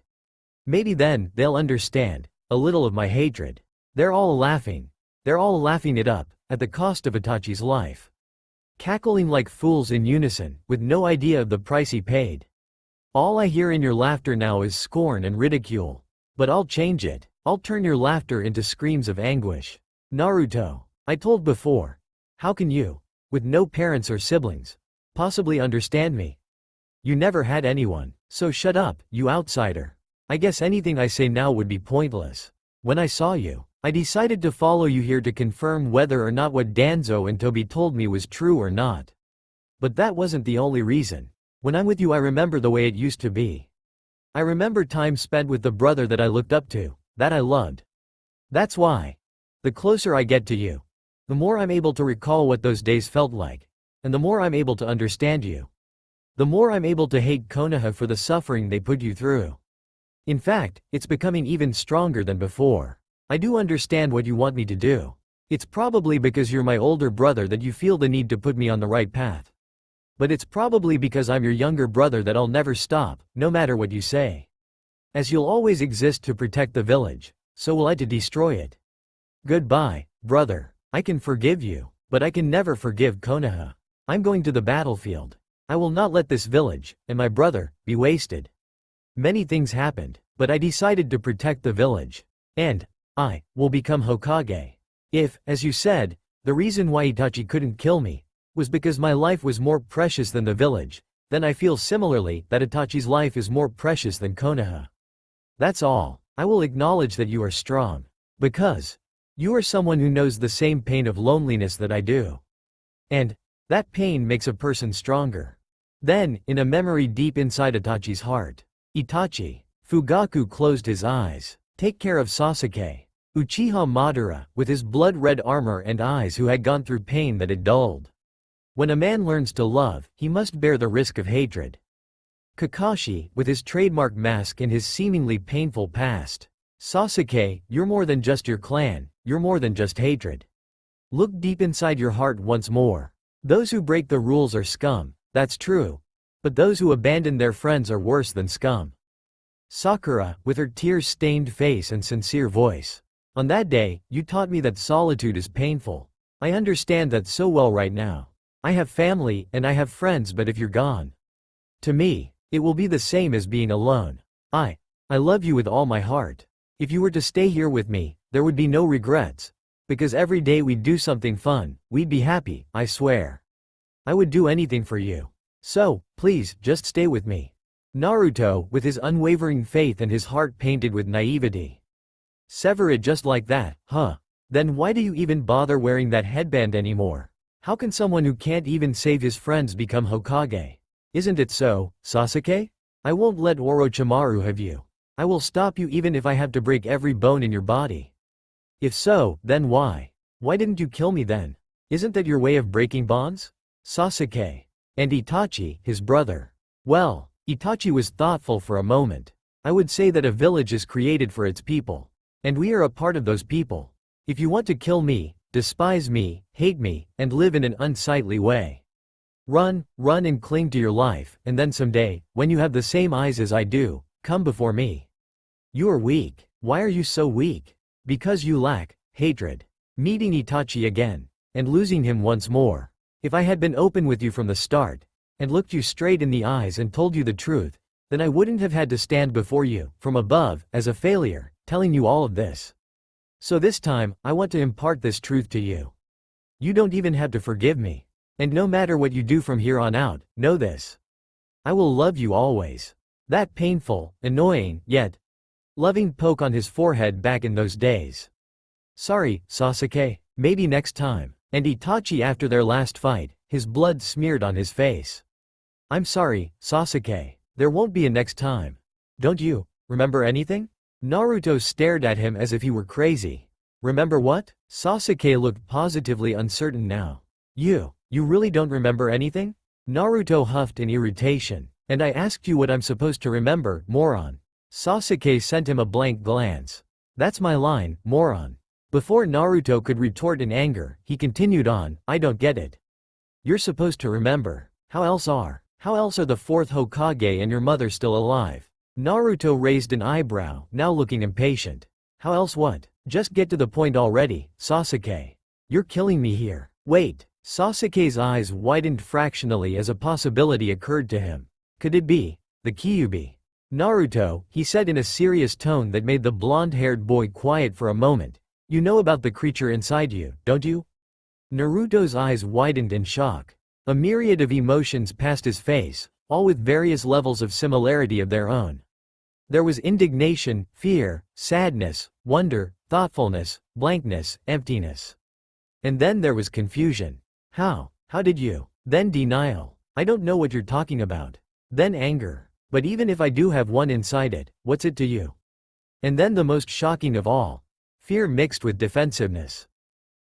What are you going to do next? His arms reflexively came around himself. Are you going to taunt me? Sasuke's eyes widened. Suddenly, Naruto, the proclaimed hero of the village, the one he considered his closest friend. Uzumaki, no. Namikaze Naruto looked so much vulnerable than ever. And Sasuke didn't like it. Especially because of Naruto's slightly strange behavior. It was as if he spun through different emotions at the same time, and it was a contradiction just as much as it was reasonable. It confused Sasuke a bit, especially because the fact about him being a Jinchuriki isn't really a village secret now, but there was no denying that Naruto was going through his painful childhood once more. Even though it seemed tamer, it was a bit similar nonetheless. Itachi, this is the village you want me to protect someday. The same village who can't even treat a kid right? Bullshit. No, Sasuke didn't quite know what to say to reassure him. Naruto usually put up a strong, competitive personality in front of him. He was full of weaknesses, but he never let those weaknesses bring him down. He was always determined to save him and beat some sense into him, just so he could come back to Konoha, back to their old team again. Back to Team 7 again. If Sasuke was again being truly honest with himself, He had actually been very close to staying in Konoha back then. He had just been about to stay for good, to forget his revenge, to forget the grudge he harbored for years against his beloved brother. He had become attached to them. He began to see Kakashi as a little more than a mentor, somewhat like a father figure that he couldn't have the chance to have for long. He began to see Sakura as a little more than a mere teammate, like a true friend who would always do her best to protect him despite his outward indifference towards her obvious affections. And he also began to see Naruto as more than an annoying dead last. He was the closest he had who could understand his pain. Of course, Naruto could not possibly fully understand him, but at least he knew most of the feeling, especially when it felt like the loss of something important to your heart. The pain of loneliness, the pain of heartbreak, the pain of rejection, all just in vastly different ways, yet having that slightly similar essence to them. But Sasuke did not know how to deal with the Naruto of this time. He was too used to the headstrong ninja in his time who had already experienced maturity in his own way, who had already experienced so much, like Sasuke. This Naruto of the past was still far too innocent and vulnerable to pain. This Naruto could not understand him now, because this Naruto had parents now. He was no longer an orphan. He was no longer alone. Sasuke was no longer alone, too, but there was still the matter of a coup d'état in his clan. He still wasn't sure if it would occur in this timeline or not because of the unexpected living of the fourth Hokage. However, there was also the matter of Sasuke remembering everything that transpired in the war up to the point where they nearly beat Kaguya. Sasuke's mindset in the future was now incorporated into his past. His beliefs were a bit hard and confusing to let go of. Honestly, everything was still too much to swallow. He had to right himself in order to keep from falling. He had to be his own pillar for the moment in order to think rationally. It would have probably been better if Kakashi and Sakura were here with him. That is, assuming they would also remember. So far, none of the two showed any sign of remembering, so Sasuke was forced to focus on the possibility that it was only him who traveled back in time at the moment. He had been mostly hoping that Naruto would remember as well, but that was turning out to be a disappointment. In truth, Sasuke was still unsure of handling all this alone. He had been hoping that at least Team 7 traveled back as well, given their unusual reactions when they encountered each other at the festival. But it looked like it was just his imagination. Just mere wishful thinking. He couldn't yet acknowledge the small, unconscious stirring in his heart that faintly spoke of wanting to make it up to them, and find redemption, together. Naruto was glowering at him. "Why aren't you answering me?" His voice had a bit of a tremble to it now. I always hear some villagers say that it's not something to show off, that I have no right to declare myself as a hero. And you've never asked me about it before. Not like the other kids. Were you hiding it all this time, waiting for this opportunity? Sasuke clenched his jaw unconsciously. This was going to be difficult. Naruto seemed oddly unstable right now, and as much as Sasuke wanted to know why, because the picture didn't seem to fit, he had to find out some answers first. "Would you let me speak to it for a moment?" "What? Why?" "Oi, Kyuubi," Sasuke said in a louder voice, hoping that Kurama would hear him. "I need to talk to you for a moment." Naruto was about to reel back and protest when he was suddenly brought into his inner world where the Kyuubi resided. Brat, let me talk to the Uchiha kid for a second, Kurama said gruffly. Naruto narrowed his eyes. "And why should I do that? Ya crazy fox." He placed his hands on his hips, trying to look tough.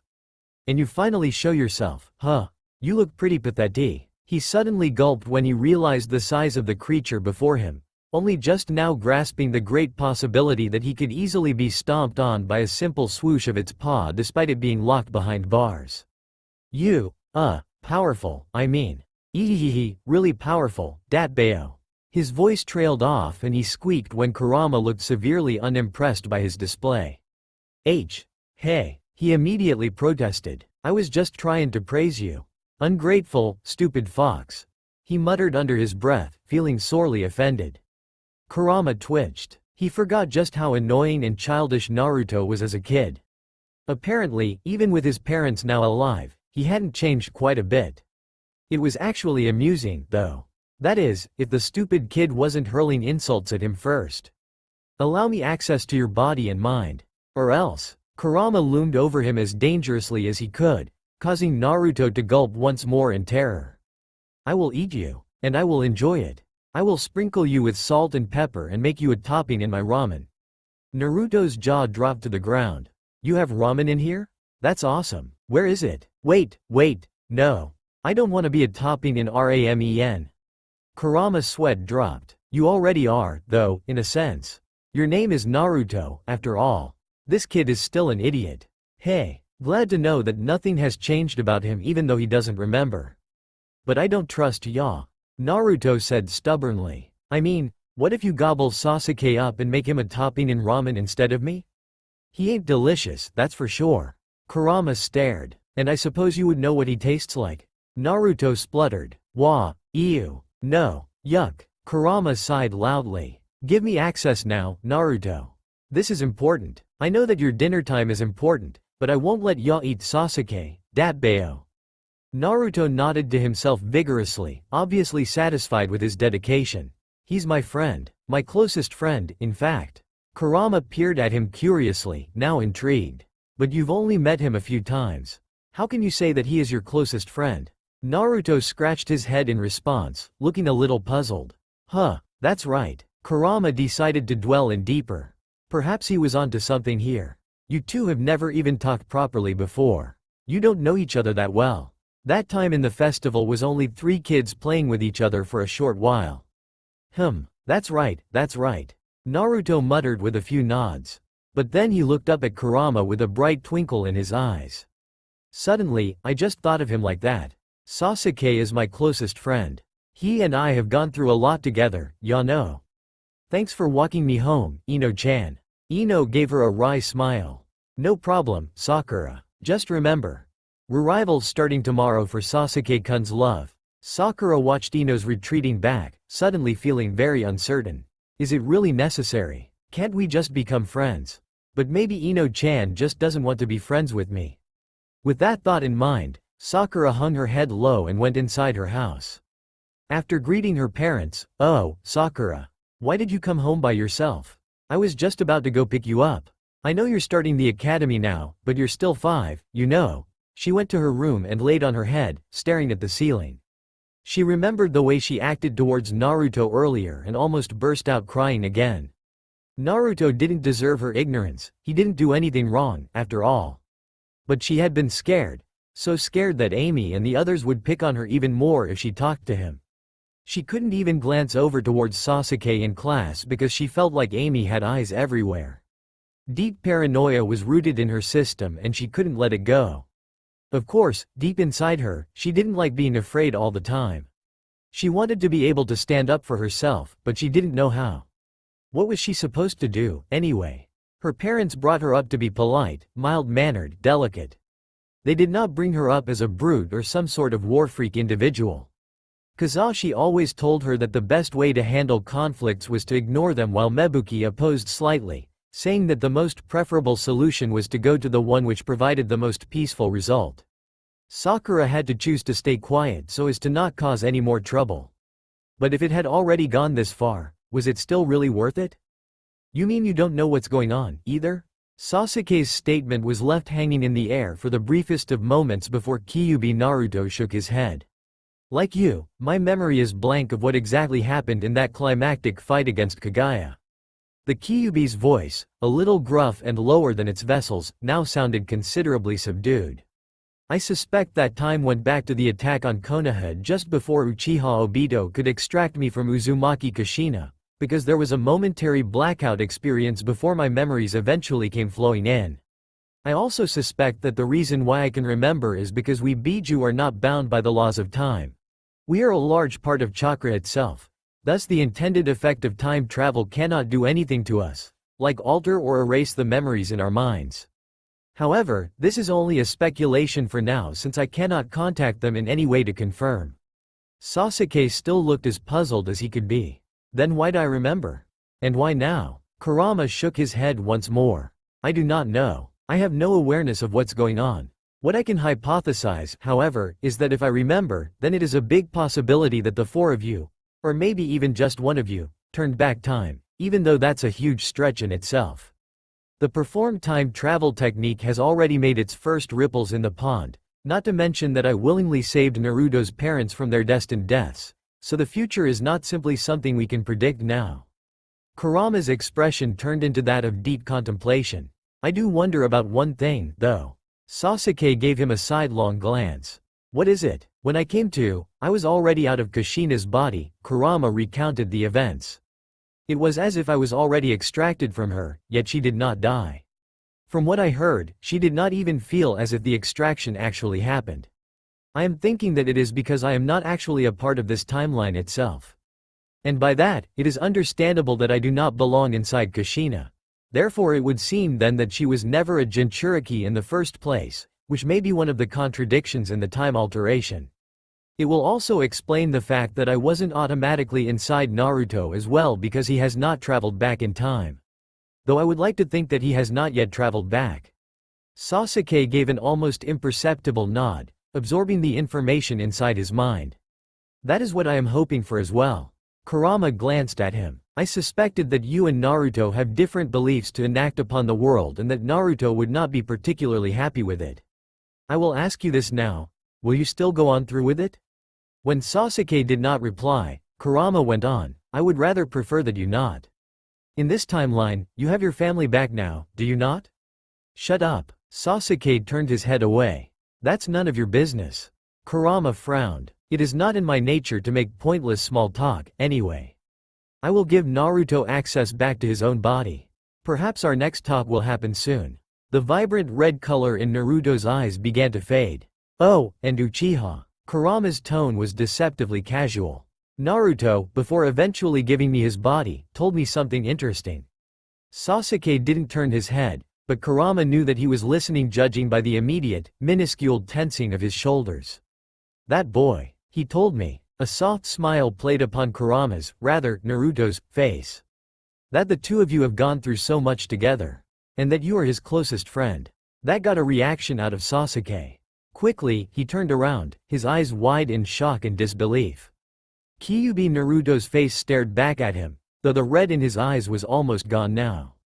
Funny why someone who just met you a few times, someone who seemingly doesn't remember anything yet, would say something like that, don't you think? Sakura woke up early the next day, rubbing the sleep from her eyes. She almost had a full-blown nightmare last night if she didn't wake up just before she fell into lava. Then, as a part of her early morning routine, she placed herself into a meditative stance, allowing her chakra to flow into her body in a smooth, seamless manner. She always did this in order to calm herself more. She suspected that this may or may not be the root cause of her split personality in the first place, though. However, meditating like this somehow granted her a more considerable chakra reserve, especially when she did it every day without fail or change in the routine. It also helped hone her chakra control even more, something that helped her in her shuriken and taijutsu practice at the academy. After meditating, Sakura took a deep breath and looked at herself in the mirror. She flinched as she spotted her forehead, which looked large as usual in her eyes. Ino told her to show it off, but she couldn't quite find the courage to yet. Maybe someday, she would. After eating breakfast and getting ready, she waved her parents goodbye and set off for the academy. She was walking leisurely on the familiar path when Ino suddenly came beside her, an almost predatory smirk on the pretty girl's face. Sakura didn't like that look. Hey, forehead girl, Ino drawled. Let's have a race. The one who gets to the academy last gives up on Sasuke-kun. Sakura was taken aback. Wah. Ino was already speeding ahead of her. How does she know? Sakura blinked, then, a fire of determination suddenly burning inside her, she followed suit, pumping chakra into her feet as she did so. Where this sudden competitiveness came from, she did not know, but she was determined to beat Ino at her own game. Sasuke-kun would never be hers. Sasuke arrived at the academy 30 minutes early. Itachi had been about to go to the location of his mission when Sasuke instantly came to his side, asking that he drop him off on the way since Itachi was a little early. Sasuke resisted the redness that threatened to creep up on his cheeks. Could anyone blame him, though? Everything he had ever wanted was now here, right in front of his eyes. His family, the clan, his brother. They were alive here, and he was going to keep them alive no matter what. He just needed to have a plan about the probably impending coup that his father was about to lead back in his past. Also, he just wanted a little more time with his older brother. And he'd be damned if he just let this golden opportunity pass him by. No matter what you do from here on out, know this. Sasuke's eyes were still wide as Itachi touched his forehead with his own, a gentle smile on his face which he had always reserved for his little brother only. I will love you always. Sasuke would never, ever let Itachi suffer again. Ah, stupid forehead. A high-pitched voice resounded in the hallways just outside the classroom door. You cheated, but well, you never said we couldn't use chakra. That's it, I declare this match a draw. The door slammed open at that moment to reveal two panting girls, one his former teammate and one the Yamanaka clan head's daughter. Sasuke raised an eyebrow. What are they doing? The moment the girls took notice of him, their cheeks turned pink. Sasuke-kun, Ino greeted with a wide smile. Good morning. Sakura, eyes wide and cheeks an adorable shade of pink, mumbled a good morning as well. Sasuke nodded imperceptibly in response, then turned his attention towards the window by his left. Sakura. It was a little complicated to describe what he actually felt about her. It was more of the friendship kind, but there was also something else mixed in that he couldn't quite put his finger on. However, the fact was that he regarded her as a teammate back then, one of his precious people. After all, she was one of the people who never gave up on him despite his shortcomings. Even though he almost killed her that one time, blinded by pure hatred and darkness, blinded by everything. A pang of guilt entered his chest at the unpleasant memory. Now that he was back in the past, he had time to reflect upon himself. In his timeline, he had been planning to sever his bonds with Team 7, to be completely alone for the rest of his life, to prevent more wars from happening by becoming Hokage, which in his belief would be turning into the common enemy all of the villages would hate and would be the reason why they would stay unified. Peace was hard to attain, it was easy to say, easy to explain, easy to teach, easy to imagine. But it was definitely not easy to get. Not all people thought the same way, after all. There was a reason why a difference of opinions existed. There would always be no guarantee that all 5 villages would remain unified. Perhaps there would be another Madara, another Obito, even another Kagaya. You just couldn't ever tell. And that uncertainty should be properly erased. But now Sasuke was starting to doubt his belief. Funny, he had been so focused on it, even planning to kill Naruto after sealing Kagaya just so he could proceed with this plan. But now that he had his family back, it was enough to bring reasonable doubts into his mind. Nobody wants to be alone. Itachi's voice was soft and matter-of-fact. No man is ever an island, Sasuke. Remember that. It was true now. Sasuke didn't want to be alone. He didn't ever want to be alone again. He didn't know if he could bear to lose his family and Itachi again for the second time. It would just break him. For the first time, Sasuke felt that he was only human. And humans always needed someone by their side. And Team 7 was like his second family. Sasuke sent Sakura a sidelong glance. She was awfully quiet as she took a seat in the row in front of him, just by the window as well. He had forgotten how meek she was back then. No matter. She would grow to become a respectable kunoichi in the future, after all. Sasuke hadn't wanted to help her from the bullies because he wanted her to stand up for herself. The Sakura he knew who had grown up considerably would never take that kind of damn treatment from anyone. But now, this Sakura was like a shadow of her future self. She was nothing like the Haruno Sakura who could create a gigantic crater in the middle of a battlefield, greatly reducing the number of enemies in the field. But he was glad that Ino came to save her. He had actually been close to going towards her and talking to the bullies, but then Ino intervened. In truth, he felt that he didn't deserve to help her. Naruto was right, in all honesty. He was afraid. After all that he did to her, did he still have the right? Oi, Naruto, Shikamaru called out as lunch period commenced, what are you doing? Naruto chuckled conspiratorially as he searched the janitor's closet. I've just thought of a great prank. Come on, Shikamaru, help me out here. What? Shikamaru twitched. No way. What a drag. Choji made an amused sound as he continued eating his chips. Naruto's gonna get himself in trouble again, he remarked lightly. That's not even surprising anymore, Shikamaru groaned, leading Choji away. When the free period ended, all the students shuffled back into the classroom, lively chatter filling the vicinity. Iruka was late, probably because he had something to do first before entering. Meanwhile, Naruto took advantage of the opportunity to organize some ropes by the door. "What the heck are you doing?" Ino said, irritated as she placed a hand on her hip. "Are you going to play one of your stupid pranks again? You know, at the rate you've been going recently," Kiba remarked with a taunting grin. "Iruka-sensei's becoming immune to your traps."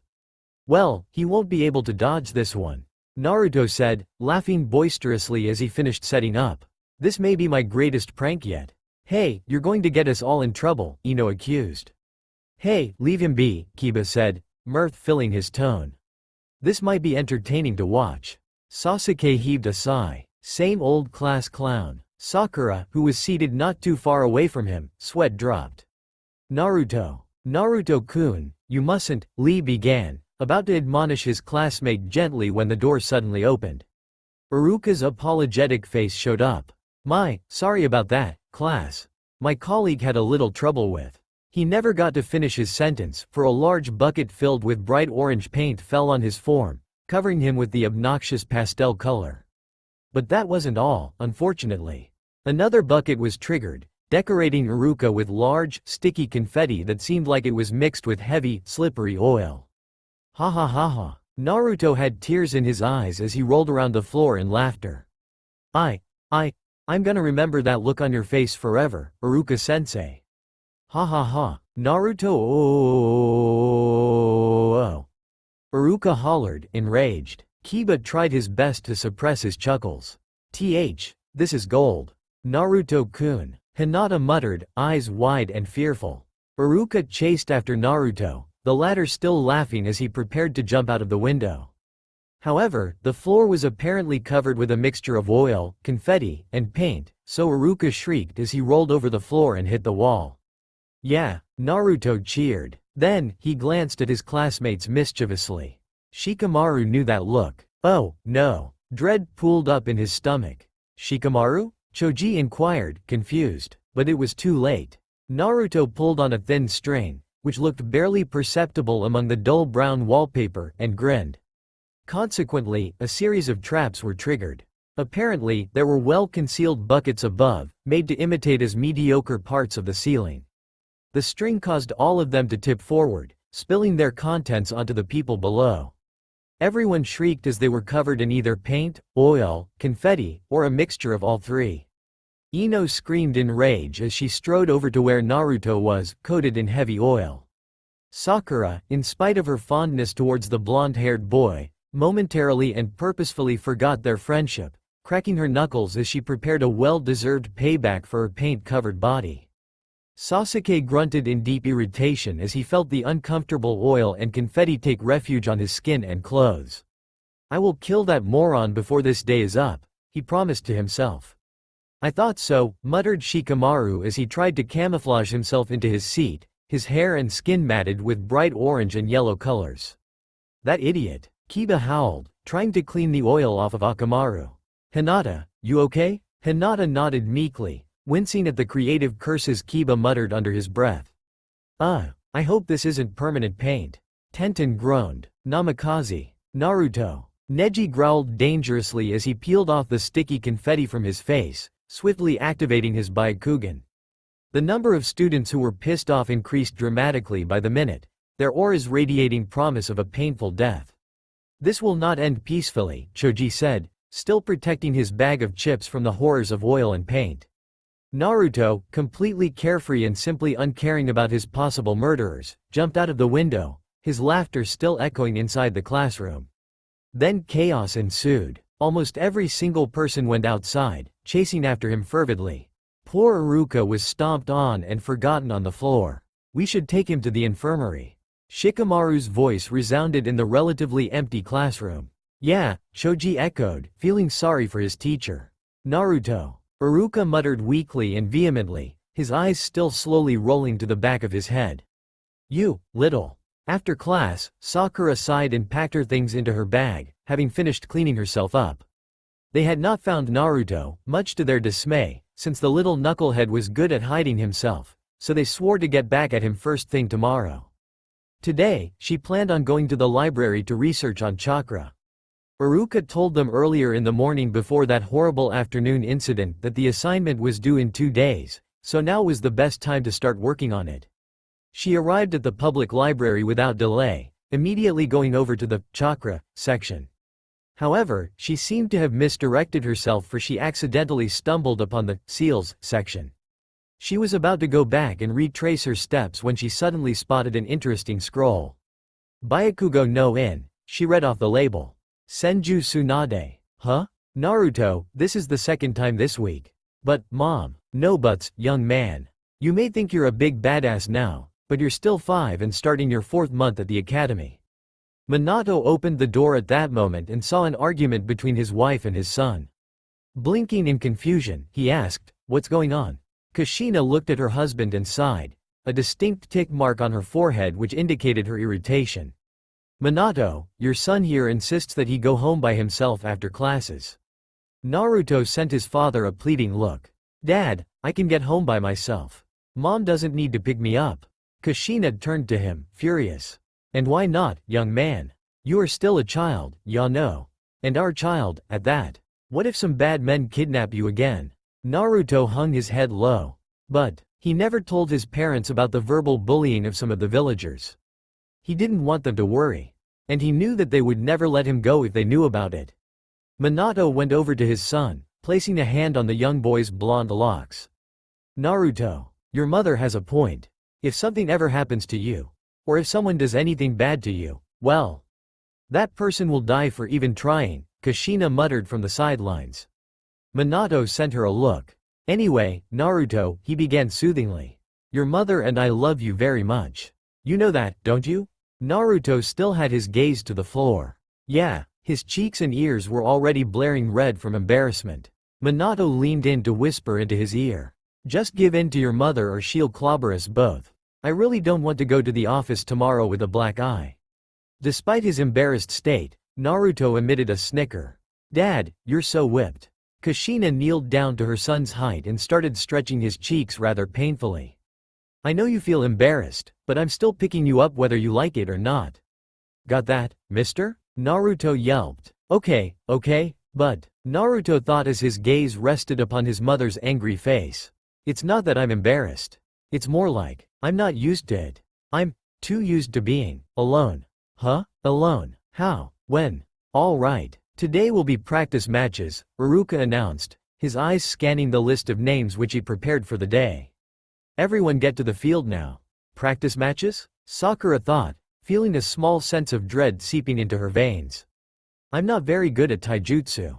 Naruto, who was walking behind her, grinned excitedly. "Ha, this'll be a piece of cake." His promised death by his classmates was thankfully averted due to Iruka's firm announcement that they leave the matter alone. However, he emphasized long, grueling hours of community service for Naruto, causing the latter to groan yet become giddy at his luck. When they arrived at said location, Iruka began to announce the first match. The first ones to go will be Lee and Neji. Sasuke watched as the two boys went to the center and prepared their battle stances. Frankly, he had been very surprised at first that all 3 members of Team Guy were in the same class as him, since they had graduated ahead of them in the past. Therefore they were not a part of the Rookie 9. He had also been surprised that those same rookies were all still in the same class. His family had enrolled him in the academy at this early an age since they noticed his prodigious talent ever since he was 4. But never had he expected that he would be in the same class as the Konoha 12. What did this mean? Was this part of the ripples that were caused by the remembrance of Kurama, and possibly the other Biju, and the presences of the 4th Hokage and his wife? But how could that be? Perhaps this was even one of those time contradictions that Kurama mused about. Sasuke had then decided that he would try to figure it out. Until then, he had to play along. This was no illusion, anyway, just in case. The details were too intricate and too embodied to be fake. There was no way a person could conduct a technique of this great a level. Not to mention that his Rinnegan would automatically deflect and absolve any genjutsu coming his way, no doubt about it. When his eyes surveyed the field, he saw that Lee was at a disadvantage. After all, Hyuga Neji was a prodigy. A genius. Naturally, he would smooth over the basics effortlessly. It would not even surprise Sasuke if he already knew Genin to Chunin level taijutsu, even if still young. Lee, of course, could beat Neji, but his current level was not at that point just yet. The sparring soon came to an end, with Neji as the winner. Next, Sakura and Ino. Sakura jolted at the sound of her name being called, involuntarily glancing over towards her opponent. Ino sent her a self-satisfied smirk. "Don't waste my time, Sakura tilde," she sing-songed. Sakura's heart raced in anxiety and insecurity. Could she really do this? But wait, was she really serious in wanting to beat Ino? Yamanaka Ino was, after all, the top kunoichi in their class. She was fairly smart when it came to written tests, and she certainly had little to no problem when it came to shuriken and taijutsu practice. Not to mention that she also excelled at being a proper lady. She was at the top in their flower arranging class. She knew a lot about Hanakotoba. How could Sakura ever compare herself to someone so talented and beautiful? "Heads up," was the only warning she got from Ino before the latter charged at her, her fists already ready to launch offensive strikes. Sakura saw her coming but was a little too late to swing out of the way of her range, so she settled on blocking Ino's fists with her arms. However, the force of the other girls proved to be too much. Sakura went stumbling backwards at every impact. "Come on, forehead." Ino, who was standing before her with an unreadable expression on her face, rested her arms at her sides. "You can do better than that." I can't," Sakura whispered, trembling slightly. "I'm not very good at this." Ino narrowed her eyes, then came at her again without a word. This time, Sakura could clearly see Ino's fist sailing right at her face, and she knew that she had to act fast. She had to dodge it. Her head told her to move away quickly. However, her whole body reacted differently. Without warning, as if reflexively, Sakura's hand enclosed around Ino's fist before it could even touch her face, instantly and effectively stopping the assault. Ino's eyes widened at the sheer, unexpected grip Sakura was using. Sakura, on the other hand, froze. What was she doing? Sasuke's eyes snapped wide open. Could it be? But then the moment was gone, and Ino used her other fist to punch Sakura's cheek, sending the latter flying. "Winner, Ino." While Sakura and Ino made the unison sign, the former rubbing her cheek and the latter staring at her, Sasuke's heart was racing slightly. "I thought I saw that familiar look in her eyes," he mused to himself. "I thought she came back, too. But it was just my imagination. Just a spur-of-the-moment thing." Next, Sasuke and Naruto. Iruka glowered at Naruto when he said the latter's name, apparently still sore about his infamous and latest prank. Naruto stuck his tongue out at him before facing Sasuke confidently. It was almost as if fate was still bringing them together. Sasuke stood before Naruto, the latter already warming himself up to prepare for the incoming brawl. Sasuke made it a point to observe Naruto as they now sparred, noting the latter's obvious impulsiveness as he tried to attempt multiple barrages of fists. However, Sasuke smoothly dodged every one of them, causing Naruto to huff in irritation. He's not the future him yet, Sasuke reminded himself once more. He needs a little more time. Maybe. Sasuke, for the life of him, couldn't figure out why he was hoping for his teammates to remember as well. For all he was, he could just lie back at the sidelines and observe more of his surroundings as he meticulously worked on an effective plan with various backups in the case that something went wrong. But he still hoped, and he didn't bother to know the reason why. "I'm getting attached again," Sasuke thought to himself, giving the smallest of his fond smiles. Honestly, he did not hesitate and sent Naruto flying on his back, signaling the end of the fight. And this time, unlike in his past, he himself went over to Naruto and silently extended a hand towards him. No malice or condescension expressed from his form. Naruto gave him a bright grin and accepted his help. The unison sign they made seemed to be two blind white beneath the sunlight. Naruto concealed himself the best as he could, his eyes sharp at every possible movement and his body tense and alert, ready to do his bidding. This was generally a D-rank mission, yet it seemed more of an S rank than anything else. Damn, he thought, a bead of cold sweat dropping down his brow. This is really hard. After a few minutes the footsteps ceased, then seemed to be walking far away to the outside of the room. Naruto's entire body went rigid. This was it. This was his chance. Preparing a speedy runaway, he bolted out of the staircase and made a beeline for the front door.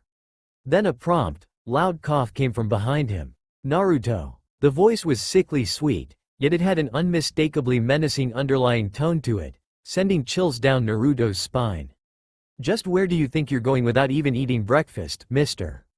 Naruto swallowed heavily. Mom, he whimpered in extreme fright. Kushina, who was standing behind him, had a sugary smile on her lips. However, her eyes were now completely enveloped in bright yellow, shimmering dangerously and evilly.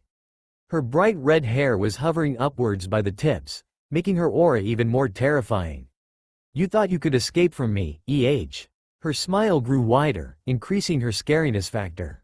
Naruto exploded. I'm sorry, Mom, he shouted quickly and promptly disappeared in a puff of smoke, further enraging Kushina. Naruto, oh. You are so dead when I go to your graduation ceremony later. Meanwhile, in the Hokage Tower, Minato stopped in the middle of organizing the paperwork. I thought I hear Kushina yell at Naruto again. Probably just my imagination. I'm off, mother, father, Sasuke said in polite dismissal before going towards the front door. Have a nice day, Sasuke, Makoto said with a gentle smile. Sasuke was already out of the house, but the softest of smiles was playing on his lips. Sakura walked towards the direction of the academy, her mind wandering on pleasant things. She had not expected to graduate the academy in just 2 years. Actually, even Iruka did not expect that the 12 of them all graduated at the same time. It was a surreal feeling to be a part of those 12 promising graduates. In all honesty, Sakura thought that she was going to graduate a little behind her peers. However, she started to notice that she was getting better at taijutsu and that her chakra reserves were not exactly as small as she initially thought. In fact, she seemed to have a fairly good amount of them, leaving her to wonder why. She didn't exactly have the greatest of talents. Probably her only good point was her excellent chakra control, but that was just about it. She had no notable clan and was just an average girl trying out as a kunoichi.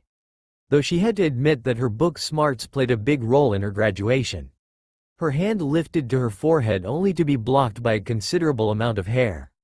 She had grown her bangs and trimmed them properly so that it would completely cover her forehead, leaving no skin in sight.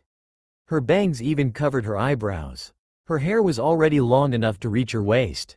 Sakura felt a little bit more confident this way. At least she felt feminine enough about herself and covered the aspect of her embarrassment. She wasn't courageous enough yet to show it off, just like Ino encouraged her to a few times now, but Sakura believed that the time would come someday. Just not now. Congratulations, all of you. Iruka's voice was colored with pride and awe as he looked at his former students, now all wearing a Konoha headband. You 12 are already hailed as the talented generation since you graduated along with the others who had been at the academy for more than 4 years now. Based on your scores and practical exams, you have all passed above average. I am very proud to have taught you all well. The world of the shinobi is a difficult one, and the road is rocky. However, you can conquer it, achieve your dreams, and find your own path. He lifted the clipboard he was holding, his smile never fading. I will announce the teams which you will be in tomorrow morning. You can now go and celebrate with your families. Congratulations. Children swept past the doors, excited to show off their new positions as genins. Naruto fled out of the academy, searching for his mother. When he spotted her in the middle of the crowd, her bright red hair conspicuous among the different shades of black, brown, and yellow, he ran over to her, his grin reaching his ears. Mom, he called out, catching her attention as he neared. Kushina turned around, her dim purple eyes wide in pleasant surprise. Naruto, she exclaimed, opening her arms for an embrace. Naruto happily let himself crash into her chest, savoring the way her arms wrapped around his back. Kushina pressed her son closer to her, feeling a deep-seated pride. Congratulations, my big boy, she said cheerfully. I have a surprise for you. Naruto craned his neck upwards, excited anticipation shooting inside him. A surprise? What is it? Kushina grinned. Look to your left. Naruto blinked in momentary confusion. To my left? Nevertheless, he did as his mother told him, turning his head towards said direction. And what greeted his eyes was the sight of his father, dressed in his Hokage robes, smiling at him warmly. Naruto felt his heart skip a beat.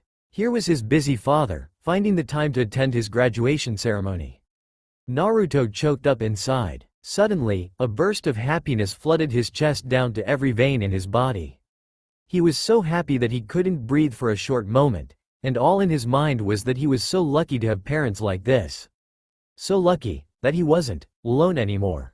Not alone. Congratulations, Naruto, Minato said, moving towards his wife and son.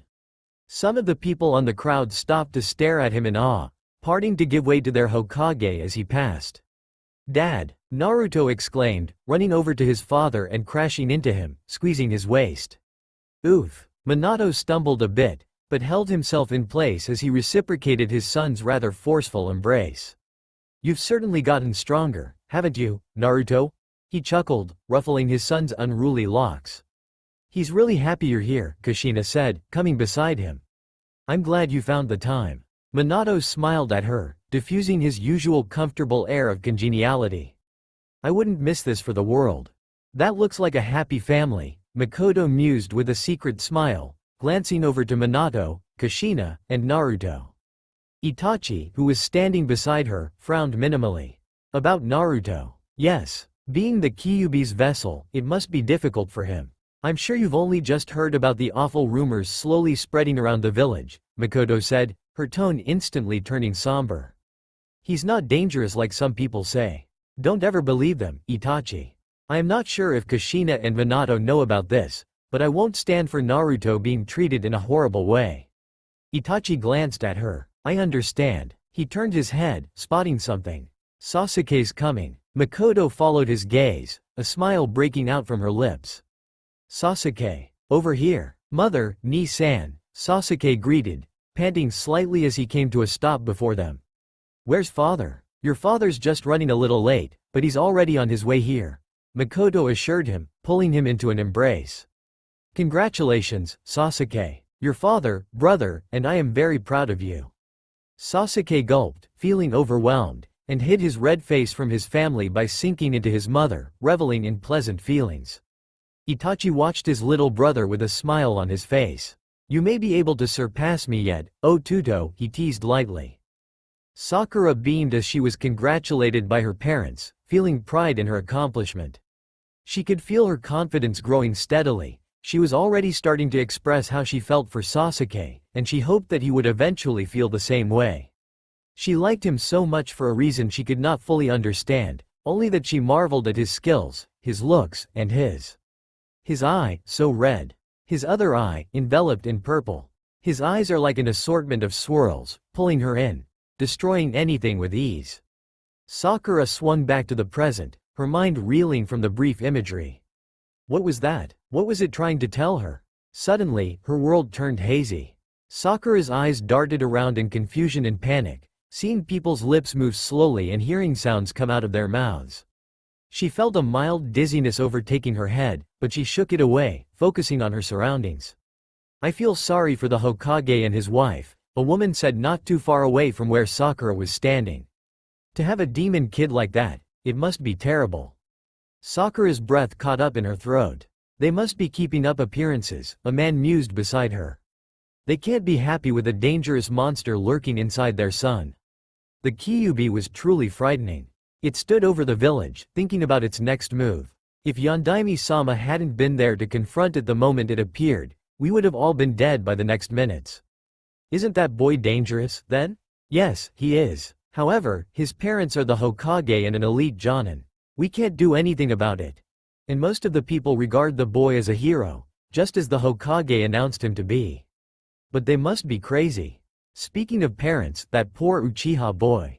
Looks like his father, the Uchiha clan head himself, didn't even bother to come. Sakura suddenly had trouble breathing. Her slight dizziness had already faded, now replaced by an unknown fear. What were they talking about? What demon kid? Did they mean Naruto? But Naruto was so friendly and sweet, even though he did love to play pranks sometimes just to irritate Iruka-sensei. But a demon? No, it couldn't be. And why were they talking about Sasuke like that? Sakura? Aren't you coming? Mebuki called out, she and Kazashi already walking towards the direction of their house. Sakura snapped out of her thoughts, running towards them. I'm coming, she called out, but she couldn't resist sneaking glances towards Naruto and Sasuke. The former was happily taking a picture with his parents, a beaming smile on his face. His mother said something to him, and he looked like he flinched, making an attempt to run away. His momentary effort was vanquished, however, by Kushina as she grabbed him by the collar of his shirt, an eerily evil smile on her face. She dragged her son away, Naruto screaming along the lines of, "I'm sorry, Mom. I'll eat breakfast every day from now on. Please don't kill me," and Minato, the fourth Hokage himself, trailed behind them as he wore an embarrassed, sheepish smile on his face, apologizing to the people he passed for the ruckus. Sasuke, on the other hand, looked fairly happy. He was talking to his mother and brother, apparently in the middle of telling them an event. The three of them did not notice Fugaku walking towards them until he said something behind their backs. Makoto comically jolted in place in surprise. Sasuke's eyes humorously widened into the size of saucers, and Itachi's lips formed into a small "oh," although his expression was a very literal poker face. Sakura turned away, her heart twisting slightly. Why? They were both happy families, she could clearly see that, but people were saying otherwise. What was the truth? Now I will announce the teams. Naruto listened in anticipation, waiting for his name to be called. Sakura waited patiently, stealing glances at Sasuke who was sitting beside her. Sasuke laid his chin on the back of his palms, his arms propped by the elbow on the table, listening as Iruka called out the members of Team 6. There was no telling what would happen now. Team 7, Namikaze Naruto. Naruto whooped with glee as his name was called. Haruno Sakura. Sakura froze. Uchiha Sasuke. Sasuke stiffened. What were the odds of being placed in yet the same team again, with the exact same team name? The probability was supposed to be low, given the fact that this was a different graduation timeline. Yet, they were still on the same team. Fate truly worked in mysterious ways. Sasuke hid a secret smirk and turned his head to face his teammates. To be honest, though, he hadn't really been worried. It was as if he knew that the three of them would still be together again, no matter what the circumstances. His eyes, however, were greeted by their frozen, surprised faces. Sasuke raised an eyebrow. In the past, Naruto had mixed feelings. He was happy because he and the girl he liked were in the same team, but he was also angry because he was on the same team as Sasuke. Sakura was the same as well, irritated that she was placed with Naruto, and excited that she was with Sasuke.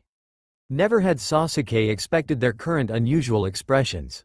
At that moment, Naruto turned to Sakura. Sakura turned to Sasuke. Sasuke turned his head towards the two of them, still perplexed. What's the matter with them? Team 7 were eventually the only ones left in the classroom. Naruto and Sakura were at the front row table, sitting beside each other and wearing identical expressions of confusion. Sasuke, on the other hand, remained in his seat by the window in the second to the last row. He furtively glanced towards his teammates, wondering what was bothering them. For a moment, a thought struck him. What if this time, they didn't want to be with him on the same team? What if a time contradiction occurred yet again, thereby twisting their personalities a little to make them not favor him as much as they did before? Was that it? Were they unhappy because he was with them? After all, they seemingly only reacted that way after Iruka called out his name. It didn't even occur to Sasuke how uncharacteristic he was being right now. Back in the future, he would have scoffed and didn't give a damn. But now, his walls were slowly being melted, and he didn't exactly like the feeling. However, he didn't really hate it, either. Great. Now I'm overthinking, Sasuke thought to himself grumpily. What am I so worried about, anyway? That they'd completely forget about me? About everything we experienced together? TCH. The door opened at that moment, revealing a familiar face. Sasuke almost jolted out of his seat at the sight of Kakashi sauntering casually into the room, surveying his team. Sasuke stared at him, looking for clues in his face. As to what exactly he was looking for, he didn't know.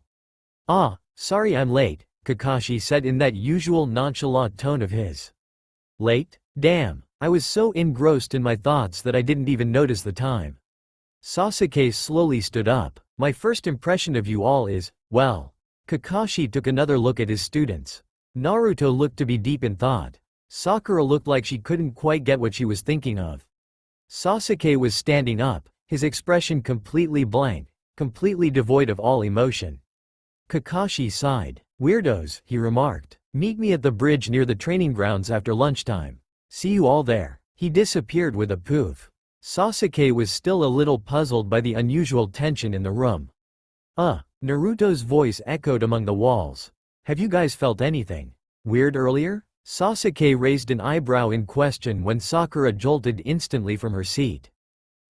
No, she said almost immediately, almost reflexively. Something weird? Sasuke inquired curiously, folding his arms across his chest. Naruto, uncharacteristically, said nothing. However, he stared at Sasuke, his gaze intense as if he were scrutinizing something puzzling. You, Naruto began. You, me, and Sakura-chan. What's going on? Sakura suddenly interrupted. Though with her glazed-over eyes, it was obvious that she had been in deep thought before unconsciously blurting out what was bothering her. Naruto's face scrunched up in thought. That's weird. I don't remember all of a sudden. Sakura-chan, do you have any idea? Sakura slowly shook her head. I feel like I blacked out. Her gaze was now astonishingly clear, free from the cloudy haze it had been in mere moments ago. What were we doing? Oh, Sasuke-kun. Her eyes sparkled in excitement. Would you like to have lunch with me? Oh, as teammates, of course. She looked at him rather shyly, a blush blossoming her cheeks. She felt a lot more confident now than before. Take that, Ino. Hey, why aren't I invited? Naruto complained. Sakura sent him a death glare. Because I didn't ask you, idiot. Ignoring Naruto's sullen reaction, Sasuke moved to Sakura's side, his eyes narrowing as his face came closing in on hers, their distance only about mere centimeters apart. Blacked out? What exactly did you mean by that? He demanded. Sakura's cheeks flared a bright red at their proximity. I felt like something familiar was going on, but I can't remember it now. Sasuke's eyes widened. Did he dare? Hope was a cruel thing, after all, especially if it disappointed you in the end. And in this case, if he hoped that what he was thinking about right now was, in fact, true, and what awaited him in the end was a pile of misunderstandings, then it would not sit well with him. Not to mention that this timeline would be racked with chaos if he made the wrong decision. Sakura's blush faded as she assessed Sasuke's unusual reaction. Sasuke-kun? What's wrong? Naruto, who was looking a little confused, peered at Sasuke as well. Something the matter with the bastard? Sakura's head creaked towards him, her eyes glinting a dangerous red. What did you just call him, Naruto? She growled, apparently still reminded of his stupid prank. While Naruto and Sakura were bickering, or rather, one-sided Sasuke was still deep in thought. Should he gamble on this? Besides, he did feel like he couldn't do anything alone. Despite his initial plan to become the Hokage so that all the villages would have the same common enemy, it would not work in this timeline. The villages were not allied as one yet. This timeline held the past feelings of greed, betrayal, independence, and the emotionless belief as mere soldiers. In this timeline, there was a lot to work on again, a lot to fix. In this timeline, they were given a chance to set things right. In this timeline, he had his family back, even Itachi. That was enough reason for him. The curse of hatred. Maybe if his teammates, if Naruto were to come back as well, if Sakura and Kakashi came along, even, maybe, just maybe, he would finally erase that dreaded curse of his clan. He would finally be able to embrace love and do away with the unnecessary hatred. Funny, he never thought that he would gamble on Naruto, of all people. They hadn't even had their final fight yet and he was already warming up to the guy. To hell with disappointment. Team 7, especially Naruto, spent most of their time trying to save him even though it had seemed that he was unredeemable. This time, ironically, he was going to be the one to support them. Just as they always supported him. Naruto, Sakura, Kakashi. Sasuke thought as he glanced at his teammates. I don't think I'll ever regret this gamble. All right. State your name, hobbies, likes, dislikes, and goals, Kakashi said lazily, his eyes fully focused on the book he was reading. Sasuke rolled his eyes internally. Same old Kakashi. Kakashi was a little difficult to describe. When Sasuke was a genin back in his timeline, he considered Kakashi as a mentor who could teach him the necessary techniques in order to defeat his brother. However, as time passed, Kakashi became more than just a mere teacher. He had been a little like a father figure, or even an older brother, someone who was supportive of him and even genuinely concerned about him. Kakashi was the one who had hammered the last nail on his head, fully persuading him to stay in Konoha and slowly forget about his revenge, if not for the Sound Force interference. What's the meaning of this? Sasuke growled as he was being bound to the trunk of a tree, Kakashi gripping the wires that were putting him in place. If I don't do this, you'll run away, won't you? Kakashi responded almost nonchalantly, since you aren't the type who would sit quietly and listen to lectures. He glanced at the sealed curse mark at the base of Sasuke's neck, his eyes softening. Sasuke, forget about revenge. Sasuke glowered. What? Well, I've seen a lot of people like you, and the fate of those who seek vengeance is grim. Kakashi responded, and there was a fog dwelling in his eye that was almost piercing. It's tragic. Sasuke, still irritated, only half listened to his words. You will end up suffering and hurting yourself more, Kakashi continued on quietly. Even if you do succeed in getting revenge, the only thing that remains is emptiness. Shut up, Sasuke growled. What do you know? Don't lecture me as if you know what it's like. Now, calm down. Then how about it? Sasuke sneered. Should I kill the most important person to you right now? That way, you'll know that what you just said is way off the mark. Well, I won't mind if you do. Kakashi's voice was eerily too calm. Unfortunately, I no longer have anybody important to me. Then he smiled. They've all been killed already. His resentment forgotten momentarily, Sasuke's eyes widened. I've lived much longer than you, said Kakashi. It was a bad time, too. I know very well how it feels to lose important people. He watched as Sasuke hung his head, the latter's eyes slowly becoming dim, no longer struggling in his hold. Well, I'll say that we're both unlucky people. But we're not completely out of luck. Sasuke looked a little taken aback. You and I have important friends now, don't we? Unbidden images of Naruto and Sakura came to mind. You understand because you lost important people. Kakashi gently let go of the wire he was gripping, slackening their hold on Sasuke. You were given the power of Chidori because you have made important friends. That power isn't used against friends or for revenge. You should know what that power is for. Think very carefully about whether or not what I said is off or not. Kakashi left him alone then, muddled in his thoughts. Sasuke was internally grateful to the man and felt shame inside him when he remembered how he abandoned the team. But all of that was done now. My name is Namikaze Naruto. I'm the awesome 4th Hokage's son. And, Sakura promptly elbowed him at the side, albeit not painfully. It's red hot habanero. You can't even remember your mom's infamous title? Geez. Naruto rubbed the sore spot where she hit him and pouted. Anyway, I like ramen. I hate the way how long it takes to cook ramen. I hate it when mom beats me up. She hits me right at the head, ya know. My hobbies are eating ramen and spending time with my family. Oh, and my dream. Naruto grinned sunnily, his eyes almost closing due to the wide manner in which he was smiling. My dream is to take care of my friends, to protect the village, and to bring peace to this world. He gripped his forehead protector proudly. I'm going to become the Hokage, just like Dad. Sasuke sent him a sidelong glance, appearing faintly surprised. Looks like unlike long ago, when he wanted to be acknowledged by everyone. A tiny smirk played on his lips. Now, he's the one who wants to acknowledge everyone. A tall order. And unbearably naive. It's just like that idiot. Sakura mentally slapped herself. Did I just think he looked cool while saying that?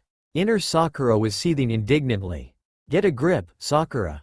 Sasuke-kun is right beside you. Shanaru. Kakashi's gaze on Naruto was a little too long to be dismissed off as a casual once over. Perhaps the interest shining in his eyes was a sign. Intriguing. You, girl. His gaze turned towards Sakura, who jolted out of her thoughts at the sound of her being addressed. You're next. Oh, yes. I'm Haruno Sakura. I like. She glanced over at Sasuke, blushing. Flowers. Yes, flowers. My hobbies are reading books, meditating, and baking. My dream. She couldn't contain her squeal of excitement. Kakashi's sweat dropped. Naruto leaned closer to her. And, your dislike? Sakura's eyes focused on him, a seemingly evil smirk playing on her lips. Do you really want to know about that? She drawled. Naruto gulped loudly. Alright, next, Kakashi announced, saving his sensei's son from future, indirect, harm. You, Uchiha. Sasuke blinked calmly, then internally drew a breath. I am Uchiha Sasuke, he said simply. I don't have many likes, but I do favor shuriken and speed training with my brother. I dislike. Something in his eyes flashed. Kakashi did not miss it. Injustice. My hobbies are training, running laps, and playing the. Suddenly his cheeks uncharacteristically flared red at his apparent slip-up. Naruto pounced on him immediately. What is it? He demanded, grinning. He couldn't wait to make fun of the oh-so-great Uchiha Sasuke who looked so embarrassed from almost spilling out his seemingly dirty secret. Sakura leaned in as well, looking overly curious. Her eyes were still wide in surprise. She didn't think that the usually stoic Sasuke would blush that deep a red. Sasuke stubbornly turned his head away, the blush on his face already receding. Nothing. Kakashi eyes smiled. Now I'm curious, Sasuke. What exactly do you like playing? Sasuke looked like he was going to protest, but at the gleaming look on Kakashi's eyes, he felt that he could not get out of this one. My mother taught me how to play the harp, he admitted sulkily. And I've somehow enjoyed it. Ha ha ha ha. What a sissy. Naruto guffawed. The great second Uchiha prodigy, playing the girly harp. Ha ha ha ha. This is priceless. I gotta tell everyone. I gotta. Say one word and I will behead you. Sasuke threatened. Eyes flashing red as the Sharingan replaced his fathomless dark irises. And I will do it slowly and painfully. Hey, chill. Naruto raised his hands in a form of surrender. All right, I won't tell anyone. Just turn off that creepy eye jutsu of yours. Interesting, he has already awakened his Sharingan at that age? Kakashi mused in his head. And Naruto and Sakura don't even look surprised. Sakura had hearts in her eyes. Sasuke-kun, you're so cool. She gushed giddily. Sasuke coughed, willing the faint pink shade on his cheeks to go away.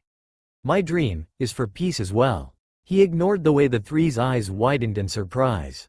Ever since I was little, I've always wanted to become a part of the Konoha police force. Someday, I would like to have the desire to protect this village with my all, after trying to find myself first. Kakashi raised an eyebrow. Find yourself, he echoed. I wish to break the cycle of never-ending wars, Sasuke elaborated in a soft voice. However, I am still unsure of how to do it. I feel that there is something that has to be done yet before I can decide. He stopped himself from going any further, not wanting to reveal any more. Kakashi got the message and stood up. His gaze lingered curiously on Sasuke before regarding each of his students. All right, now that that's done. Hey, wait, Naruto yelled, snapping out of his stupor. You haven't even introduced yourself yet, stupid teacher. Ah, my bad, Kakashi said, waving a hand casually. I am Hitaki Kakashi, your instructor until you three become Chunin. I don't have a lot of likes. Don't have a lot of dislikes, either. My hobbies, well, you don't need to know them. Sakura's eyes lit up with fire. That doesn't tell us anything at all, you stupid teacher. She yelled indignantly, waving a fist threateningly in the air. Naruto frowned. Yeah, stupid teacher, he echoed. Kakashi smiled. And my dream is to see you three grow up, and protect you until I die. Naruto, Sasuke, and Sakura froze. Sasuke's eyes were wide. No way. We'll meet at Training Ground 6 tomorrow morning, Kakashi said, continuing on as if he had said nothing shocking. Don't be late. Oh, and don't eat breakfast. A foreboding look came upon his face. You might puke. And he disappeared with a poof. Naruto and Sakura snapped out of their trance and looked green. What's with him? Sakura managed to say. And what the hell's gonna happen to us tomorrow? Kakashi-sensei's weird, even though he's my uncle, Naruto said flippantly. He turned to Sakura, his eyes sparkling. Hey, Sakura-chan, wanna go eat with them? No. Sakura turned to her crush. Sasuke-kun, do you, huh? The space beside her was now empty. Oi, Kakashi. Sasuke panted, running towards the elite Jonin with a speed that he never thought he possessed as a child before. Wait. Kakashi stopped walking, his head turned towards the heavily breathing preteen before him. Yes? What is it, Sasuke? Do you have any questions about our training tomorrow? No. Sasuke yelled, eliciting a surprised look from Kakashi. I want to know what the hell you meant back there. Kakashi sent him an appraising look. I don't think I get what you mean. Sasuke narrowed his eyes. I'm not sure if you're just pretending or not, but I need to know. Did you mean it? Mean what? Sasuke gritted his teeth. That you'd protect the three of us until you die. It makes no sense. You've only just met us. Is there a reason why? You didn't say that to us back then. What made it different now? Sasuke stared at Kakashi with penetrating eyes. By chance, has he come back as well? But Kakashi only looked at him blandly. Naruto is my former sensei's son. Of course I'd protect him, even with my life on the line. Also, you three will undoubtedly be under my tutelage until all of you become Chunin. He smiled. About that, though, we'll just have to see tomorrow. Tomorrow? Sasuke's eyes widened slightly in realization. He means that our team is still temporary. He's going to test us first to see if we pass, just like he did back then. I can't believe it. If it weren't for that uncharacteristic line, I wouldn't have this damned assumption. If I think about it deeply now, it makes absolute sense. In this timeline, Naruto's parents are alive. Kakashi's the fourth Hokage's student. Of course he'd care about Naruto and then drag me and Sakura along since the three of us make a team. Damn it, I got all anticipated for nothing. Well? Kakashi's voice brought him back to the present. Are there any more questions you want to ask me, Sasuke? Sasuke turned away, his hands in his pockets. No, he answered stiffly before going on his way. These occasional moments of weakness regarding his team were foreign to him. All his life, well, most of it, anyway, back in the future, he spent his waking hours training to become stronger than Itachi, to become the man who was going to avenge his clan one day. Sure, he had spent his genin days with his team, with Team 7, and grew an attachment to them.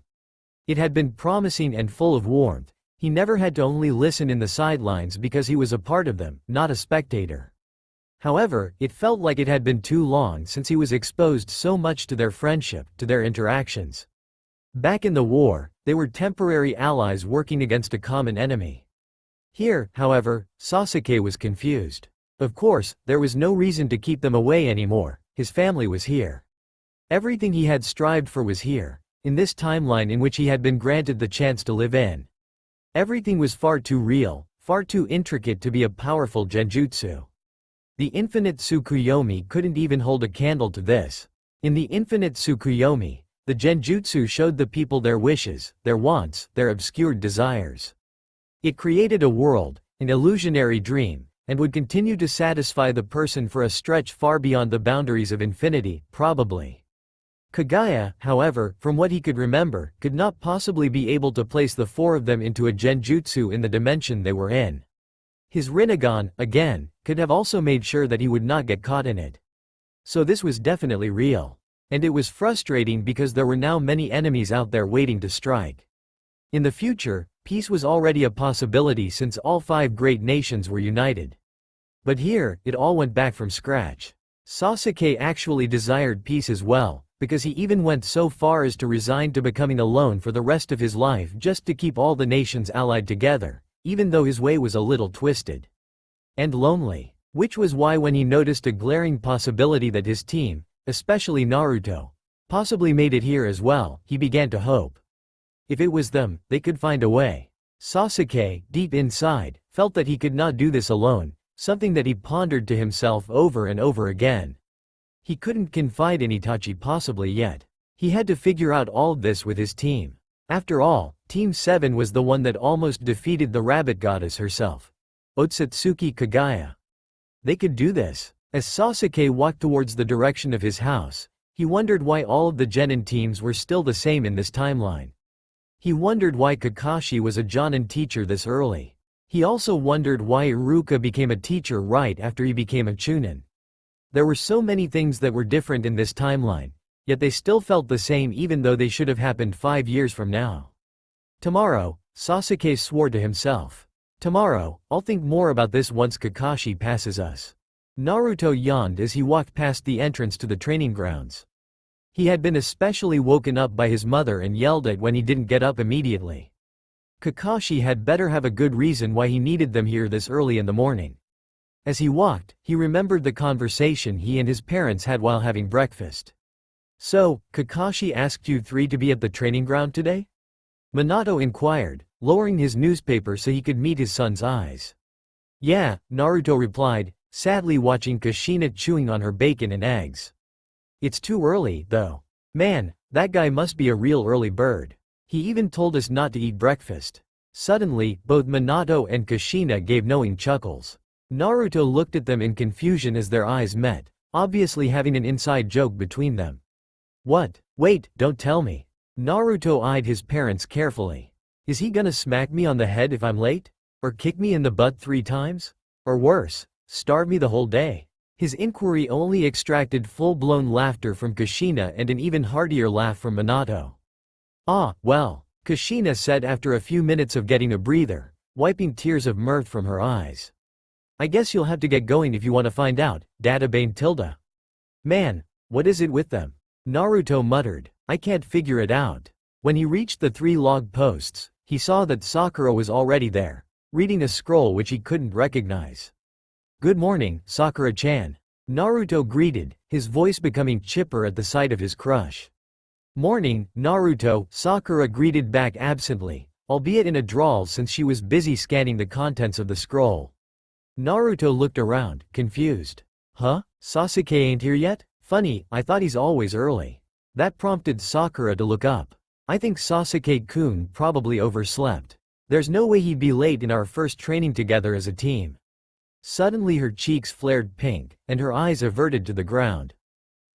Maybe I should go pick him up at his house then. I mean, I am his teammate, after all, and he probably wouldn't like to be late today. Meanwhile, at the Uchiha household, Sasuke was sleeping peacefully in his bed. Makoto passed by and decided to check on her son. She then saw that his alarm clock was set at 10. It was only currently 7:30. I'll let him sleep, Makoto thought to herself, humming cheerfully. Besides, it looks like his first training with his team doesn't start until 10:30. Naruto huffed in jealousy. Leave him be, Sakura-chan. The bastard just doesn't care, anyways.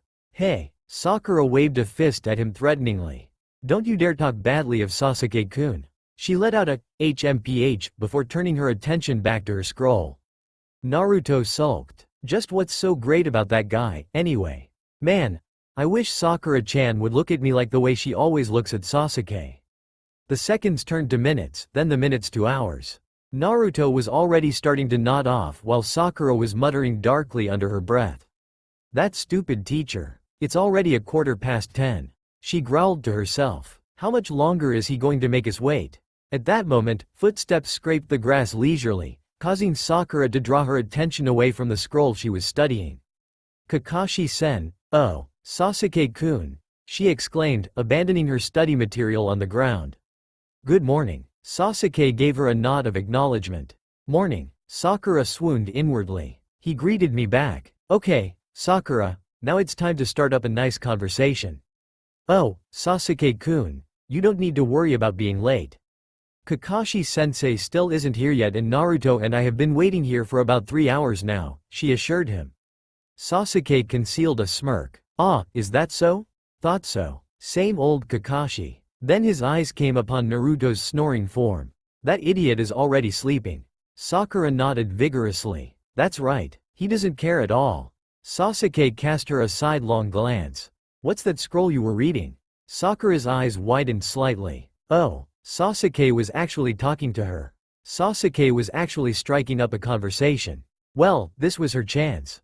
It's a scroll about. At that moment, a loud poof sounded, revealing Kakashi's cheerfully smiling form before them. Naruto was wrenched out from sleep at the sound, his eyes blearily focusing on his teacher. After regaining his vision, he instantly stood up, his finger already pointing accusingly at Kakashi. You're late, he and Sakura yelled in unison. Sasuke smirked. Just like the old days, he mused. Ah, sorry, Kakashi apologized, holding up a hand sheepishly. An old lady asked me to carry her groceries for her, so as a shinobi of rank, I couldn't just ignore her. Naruto and Sakura raised an eyebrow, both wearing eerily identical expressions on their faces. Yeah, no, I get the feeling that it's a lie. I agree with you. Kakashi's sweat dropped. Alright, now we'll start. Wait a minute. Naruto's attention was now on Sasuke. Hey, bastard, when did you go? Sakura promptly smacked a hand on Naruto's mouth, effectively silencing his outburst. Don't rat him out, she hissed in his ear. Naruto's voice was muffled behind her hand. But Sakura-chan. All right. Kakashi's voice interrupted their banter.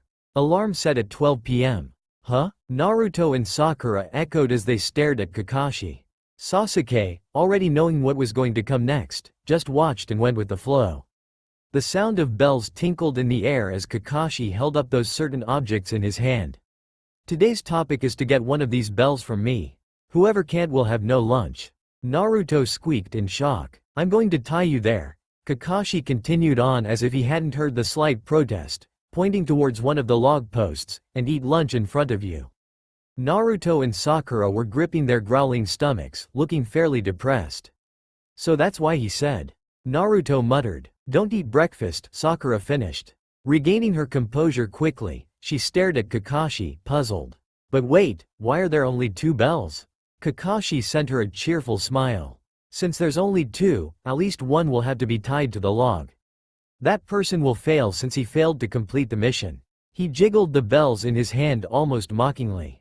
The person will go back to the academy. It might be just one, or all 3. You can use your shuriken. You won't be able to get this unless you have the intent to kill me. But that's too dangerous, sensei. Sakura protested. Yeah, Naruto agreed. In society, those who don't have many abilities tend to complain more, said Kakashi. We're going to begin after I say, start. Naruto, typically irritated by his teacher's blatant remark, began to make a rash first move. Sasuke, already expecting this, grabbed him by the collar, thereby preventing him from moving. Let go of me, bastard. Naruto hissed at him. That was uncalled for, ya stupid teacher. Kakashi's stare was almost steely. How hasty. I haven't even said, start, yet. Slowly, almost leisurely, he began to search for something in his small pouch which he kept at the side of his hip. Stop, idiot, Sasuke hissed back at the struggling blonde boy. You're gonna botch the training. Okay, start, Kakashi announced, an orange-colored book positioned in front of his face as he began to read its contents. Sakura immediately went into hiding. Sasuke followed after her, dragging a protesting Naruto with him. Will you stop moving so much? Sasuke grumbled, shoving Naruto away from him once they concealed themselves from Kakashi. Who gave you permission to do whatever you want, asshole? Naruto snapped, his eyes narrowed in indignation. Sasuke rubbed his temples, praying for patience. Look, he's a Jonin. He's stronger than all 3 of us combined. Sakura was clasping her hands together, looking nervous. Then how can we beat him? If we can't even get near him, we'll never get the bells. Which is why we have to work together. Sasuke ignored their surprised looks. There may only be 2 bells, but if we display good teamwork and coordination, Kakashi may consider that we can all pass this test together. Think, he added at their hesitant, apprehensive features, why were we placed in 3-man cells in the first place? That's easy. 'Cause I'm cool and you're not, Naruto remarked proudly. To have more manpower in hand? Sakura tried. This was going to be harder than Sasuke thought. Naruto was understandable, since he never listened in class and only crossed the bridge when he arrived there, but Sakura, the one who he always knew had good intelligence and observation skills, was somewhat of a disappointment. She had always aced the written tests, but her development in physical training was a little slower compared to the others in their class. It was as if she was still trying to adjust to her body, her aim, her hand and foot coordination. Almost everything were a bit too askew. Sasuke let out a sigh, then narrowed his eyes to show that he was serious. 3 genins are placed in one team so that we can learn teamwork, he emphasized. If we had to get those bells from Kakashi, we had to work together. Naruto frowned, his eyes holding slight mistrust. Why should I have to work together with you? He said almost snarkily, childishly not wanting to risk getting sent back to the academy despite his friend's, rivals, proposition. He was the son of the Hokage, after all. He couldn't let his father down now. There are only 2 bells, ya know. Sakura-chan and I can get them ourselves. Sasuke gritted his teeth. Of course, because Kakashi made it in such a way that they would be competing against each other. He glanced at Sakura. She looked indignant at the revelation that Naruto would rather get Sasuke to fail, but she seemed conflicted as well. If he couldn't get to these 2 through mere logic, then he would have to settle for what he always had, back when the massacre of his clan didn't happen. His blunt, genuine honesty. If we're going to pass together, he said slowly, enunciating the words carefully and looking them straight in the eyes without any sort of mask hiding his true feelings, then you two have to trust me. Naruto and Sakura stared at him, eyes wide. Sasuke noted with slight satisfaction that the childish competitiveness in Naruto's expression faded into that of consideration. He tested them. I have a plan, he proposed. Kakashi continued reading his book, occasionally letting out a small giggle when reading some certain parts of the story. Although he was focused on his favorite hobby, there was a small part of his mind that was interested in his little student's would-be antics.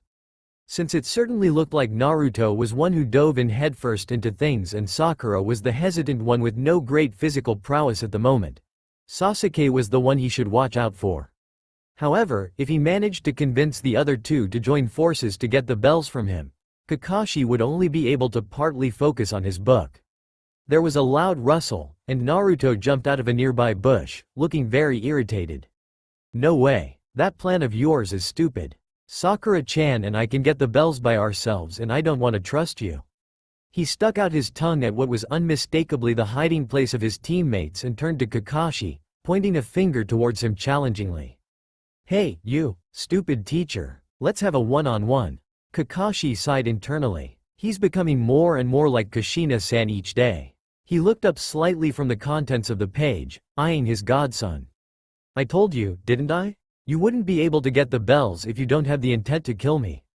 Kakashi went in for the kill. Shrimp. As expected, Naruto exploded. What? You? Why oughta? In his anger, he proceeded to land a punch on Kakashi. The latter easily blocked it with one hand and dodged a kick that came next. Naruto, frustrated at his progress, attempted another punch point blank, his fist flying towards Kakashi's face. Kakashi moved out of the way, sighing. He was about to return the favor when he suddenly felt an unmistakable molding of chakra nearby. Kaden. Gokakyu no Jutsu. Kakashi barely dodged the flames. So that's their plan, he realized. So they've managed to catch me off guard. He was about to move when he suddenly couldn't. When his head craned downwards, he saw wires wrapped around his legs, immobilizing him in place. The wires were laden with chakra, for the purpose of masking their sounds when they were brandished. Kakashi smiled slightly when he realized that this trick required at least a better-than-average chakra control because of the painstaking effort to coat chakra around something that thin, as well as the additional work of concealing its movements. And he knew just the person among the three who was more than capable of doing this. Teamwork, huh? Sasuke moved fast. He exchanged blows with Kakashi, the latter parrying and dodging them easily even though his feet were incapacitated. Naruto chose that moment to rush in, throwing exploding tags at Kakashi. I'm glad. Kakashi gave an almost imperceptible smile before his body disappeared in smoke. Minato-sensei, it looks like I haven't failed at everything at all. Kawarimi? Sasuke exclaimed, an annoyed expression appearing on his features as a charred log fell to the ground. When did he? Shinobi tactic number 3. Ninjutsu. Kakashi's voice rumbled from an inconspicuous place nearby. Sasuke froze. Shit, he's... A hand shot upwards, breaking the clump of dirt from the ground. Said appendage clutched Sasuke's ankle in a tight grip. Underground. Damn, not again. Shinobi tactic number 2. Genjutsu, Kakashi muttered, already behind the surprised Sakura. The latter spun around at his voice, though she unfortunately hadn't heard his words. She already had a kunai in front of her ready, the sign of an at least better prepared fresh genin, but then everything turned hazy. Her eyes took on a dull look as she seemed to be in a trance for a moment before her vision eventually cleared. Instantly, her senses went on high alert, surveying her surroundings in panic. Where can Kakashi-sensei be? Sakura wondered frantically. She was already paranoid by the moment she saw Sasuke being easily almost completely buried into the ground. What more could their terrifying teacher do to them? Sakura. A choked, almost gargled voice that was unmistakably Sasuke's caused Sakura to turn towards the direction where he was calling her.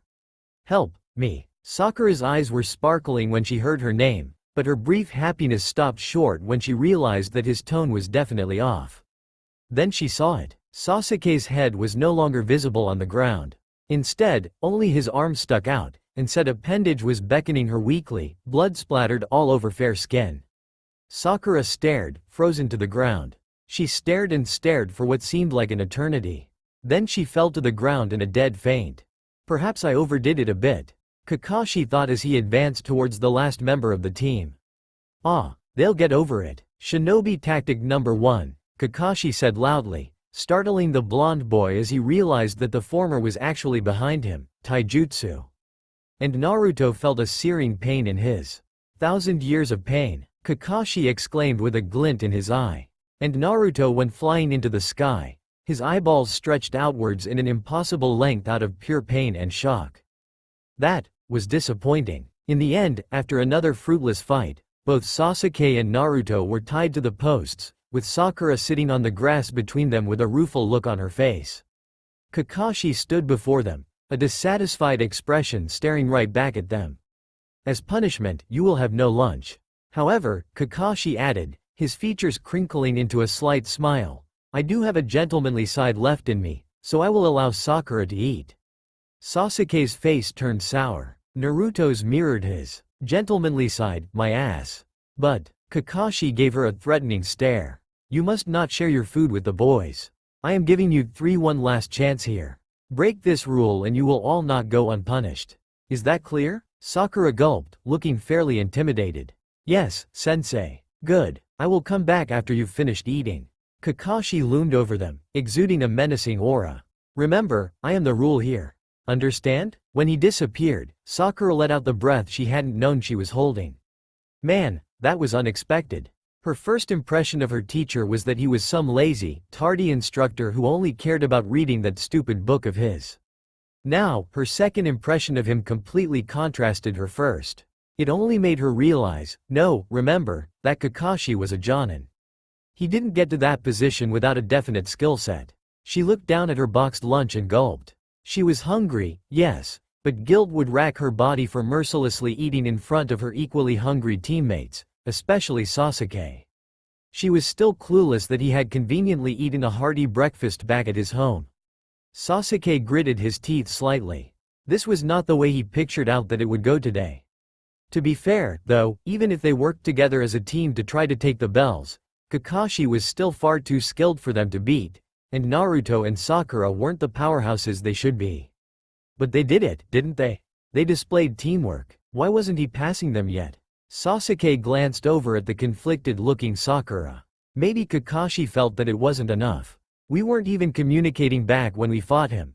Maybe he wants to see if we're all willing to act as true teammates despite not knowing each other that well. Sakura, Sasuke said, share your lunch with Naruto. Sakura jolted in surprise, her eyes darting over her surroundings in mild paranoia. Sasuke-kun? But Kakashi-sensei said that he'd be of no use to us if he doesn't have the energy to fight, Sasuke said in a matter-of-fact tone, eliciting an indignant protest from Naruto. Besides, we're supposed to work together. We can't take those bells if we try to take them one by one. Naruto snorted, looking downcast at his failure. Like working together ever did us any good earlier, he muttered. Sasuke ignored him. Sakura looked hesitant for a moment. But, what about you, Sasuke-kun? I'll be fine, Sasuke said flatly. That dope's stomach is the problem. Thankfully, Naruto wasn't listening this time, his eyes fixated on the boxed lunch which Sakura was holding in her hands. She had taken the lid off and treated his vision with a delicious-looking, steamy meal from the container. Sakura relented at the suggestion, taking the chopsticks. Sasuke had a point, and even though it was risky, it seemed logical enough. All right, here, Naruto grinned at her cheekily, a red blush staining his cheeks. I can't eat with my hands. Sakura looked revolted for a moment before forcing herself to feed him. Just one bite, she growled. Okay. After Naruto swallowed the food down, there was suddenly a loud thunderclap accompanied by ominous dark gray clouds. Naruto gulped loudly, this time not because of the food. Sakura, who was beside him, trembled in fear. Sasuke, on the other hand, had a poker face. I forgot how ridiculously dramatic Kakashi was in this time. You guys. Kakashi rumbled, his eyes sparkling with implied intent. Eek! Both Naruto and Sakura shrieked girlishly. Kakashi loomed over them suspensefully. Pass. No, I don't want to go back to the academy, huh? Naruto opened his eyes which had closed shut in his earlier terror. Wah, did I hear right? Sakura-chan? What?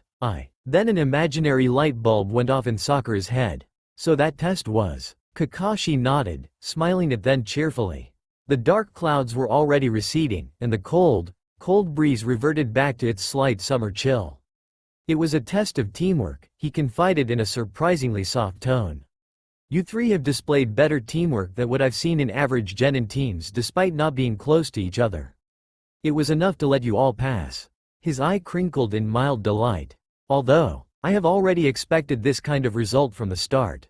Wah, hey, what do I mean by that? I don't think I understand, Naruto interjected in confusion. Sakura nodded. Me, too. Sasuke leaned forward slightly, interested. Don't think that I don't know about your pasts, Kakashi said knowingly. The day before we met up, I spoke with each of your parents as a prerequisite for being Team 7's teacher. After those talks, I noticed a particular information which was in common with all three parents. Naruto, Sakura, and Sasuke stared at him. Their heads tilted and their confused expressions identical. It almost made Kakashi want to squeeze their cheeks for looking so cute and innocent. Well, it turned out that you three were actually very close when you were 5. Naruto here used to visit Sasuke's house almost all the time, usually bringing Sakura along with him. You would all then go to the forest near the Uchiha district and play. Kakashi smiled at their shocked looks. But then one day, everything seemed to vanish. You three no longer went to each other's houses or even went back to that forest together. Naruto would sometimes hang out with Sasuke, but those moments were rare, as Kushina-san told me. Sakura, on the other hand, eventually took to approaching Sasuke every chance she had. While Sasuke's mind was reeling. What was that? If what Kakashi was saying was true, then he should be able to remember those moments. But why, whenever he tried to think about his early childhood days, his mind drew a blank? What was happening? Was this another effect of time travel? Are my memories going to be distorted? Altered? Or worse, erased? Unbeknownst to him, Kakashi was looking at him, about to finish his sentence. While Sasuke only secretly watched the two of you from afar. A soft expression came upon Kakashi's face. Like a silent guardian. Isn't that right, Sasuke? A pink shade colored Sasuke's cheeks without his permission. Shh, shut up, he growled, internally wondering how Kakashi knew that he was observing his old teammates. Meanwhile, Naruto and Sakura looked perfectly confused. Whenever they tried to remember their childhood, none of what Kakashi said ever came to mind. It was as if they were trying to analyze a blank slate. Nothing would come up no matter how hard they tried. Kakashi smiled, this time a little softer. Those who don't follow the rules are scum. However, he surveyed his new team, noting that each had various indescribable looks on their faces. Those who abandon their comrades are worse than scum. Sasuke inadvertently glanced at his teammates, a faraway look on his face. Naruto and Sakura were looking at Kakashi with renewed expressions. What a nostalgic feeling. Back when they were mere, naive genin fresh into the world of ninjas. Kakashi's advice had always stuck into Naruto the most. But then, what? Naruto suddenly muttered, looking dazed. What's going on? Sasuke stiffened at the eerily familiar tone of Naruto's voice. The latter suddenly looked perplexed. He was staring at the three of them with something foreign in his eyes. Huh? Wait, I don't understand. His eyes darted between Kakashi, Sasuke, and a wide-eyed looking Sakura. Why are you guys all little again? Kakashi, Sakura, and Sasuke stared at their teammate in various expressions of surprise. Naruto only stared back in pure confusion, his mind still reeling. His memories were in conflict with these old ones which he weren't sure were actually new ones or a part of him. The distorted perception made the gears in his mind slow down, needing ample time to adjust and process new information. Sasuke knew that look and acted fast. Kakashi, he said in a more leveled tone than he thought he could manage. It looks like the idiot became too excited from passing. Care to untie us now? Kakashi snapped out of his thoughts and nodded. All right, our first meeting as a team will occur tomorrow, same time. We will be going on our first mission. Don't be tardy. Sasuke scoffed mentally despite the excitement coursing through his veins. What a hypocrite. After feeling the ropes loosen their hold against him, He waited for Kakashi to finish untying Naruto before proceeding to drag the dazed idiot out of the training grounds. "We'll be off first," he called out. Kakashi raised a hand in acknowledgement before poofing out of existence, desiring to read more of his book in privacy. Sakura, on the other hand, raised an eyebrow at Naruto's weird actions but shrugged it off. Maybe Sasuke-kun's right and he just became too excited from passing. Sasuke-kun can knock some sense into him. She repressed the urge to squeal out loud. "All right, we passed. Sasuke-kun and I are now going to be in the same team forever tilde." "Kya? Sasuke? Hey." Naruto stared at him, wide-eyed. "What happened to you? Why are you?" Sasuke promptly let go of him and crossed his arms across his chest. "All right, explain." "Explain what?" Naruto blinked. "But I don't know how we got to be little again." Sasuke's chest soared a little with hope. Could it be? Was Naruto? But, hey. Naruto's eyes darted around. "Where's Kagaya?" Sasuke's eyes widened. His mouth wanted to open, to speak words, yet even though unformed died on the tip of his tongue. This was it. He wasn't alone. He was right. His gamble was correct. Him and Naruto. Indra and Ashura. The Sage of the Six Paths legacy. It truly was like fate. Naruto suddenly groaned, putting a hand to his head. "My brain feels like it's spinning wildly. I'm so confused right now. What the heck? I'm glad you're here." Naruto froze in surprise, his head snapping towards Sasuke. The latter actually had the smallest of smiles on his face, and relief seemed to shadow his expression. It only served to puzzle Naruto even further. "Hey, of course I'm here," he declared, pointing a finger at Sasuke challengingly. "I'll always be here to kick some sense into your thick head, bastard." "Hey, as if you'd even managed to land a hit." "What was that? Why I oughta?" "Naruto." The change of tone in Sasuke's voice made Naruto stop his antics. "If you still haven't figured it out yet, sit down and meditate. It will help." Naruto's face scrunched up in confusion. "Meditate? What for? What do you remember before your awareness came crashing in?" "What do you mean my awareness?" Sasuke sighed. "Idiot. Just do as I say and sit down." Naruto grumbled. Fine, fine. Bossy jerk. He did as Sasuke told him to and sat down on the fresh grass, preparing to relax his mind and body for meditation. Not that doing it was going to take a lot of effort from him. He had already mastered senjutsu enough that this was a piece of cake for him. Naruto sat and waited, his eyes closed. He left his mind purposefully blank, and carefully breathed in and out. The key to a good meditation lay in breathing. If the breathing is good, the body will relax, and so will the mind eventually. Naruto shut out his senses, focusing only on his internal energy and peace. It worked. His brain was no longer worrying frantically. He let the memories come and go as they please, yet in an organized, slow manner. He let himself process them all in a leisurely pace, waiting for the answers to gradually come to him. And when it did, his eyes flew open. His startled yell made all the birds fly away from where he was. Kushina glanced at the clock and frowned. It was going to be 7 soon and Naruto still wasn't home. Knowing Kakashi, he wouldn't show up at 7:30 in the morning but most likely about 3 or 4 hours later than the agreed time. However, even so, there would still have been plenty of time for Naruto to do everything he wanted to do before he realized that it was nearing his curfew.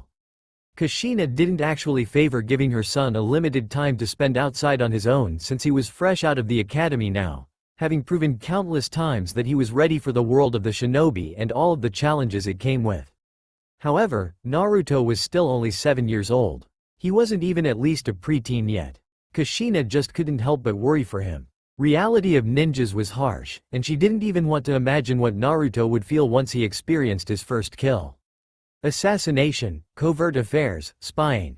All in line in a shinobi's work. Soon, her son was going to experience the world of the adults. Her world. Their world. A world where child soldiers were so common, they weren't even considered unusual by most people. It frightened her. Damn that boy, Databane, she muttered to herself as she viciously chopped up onions and garlic.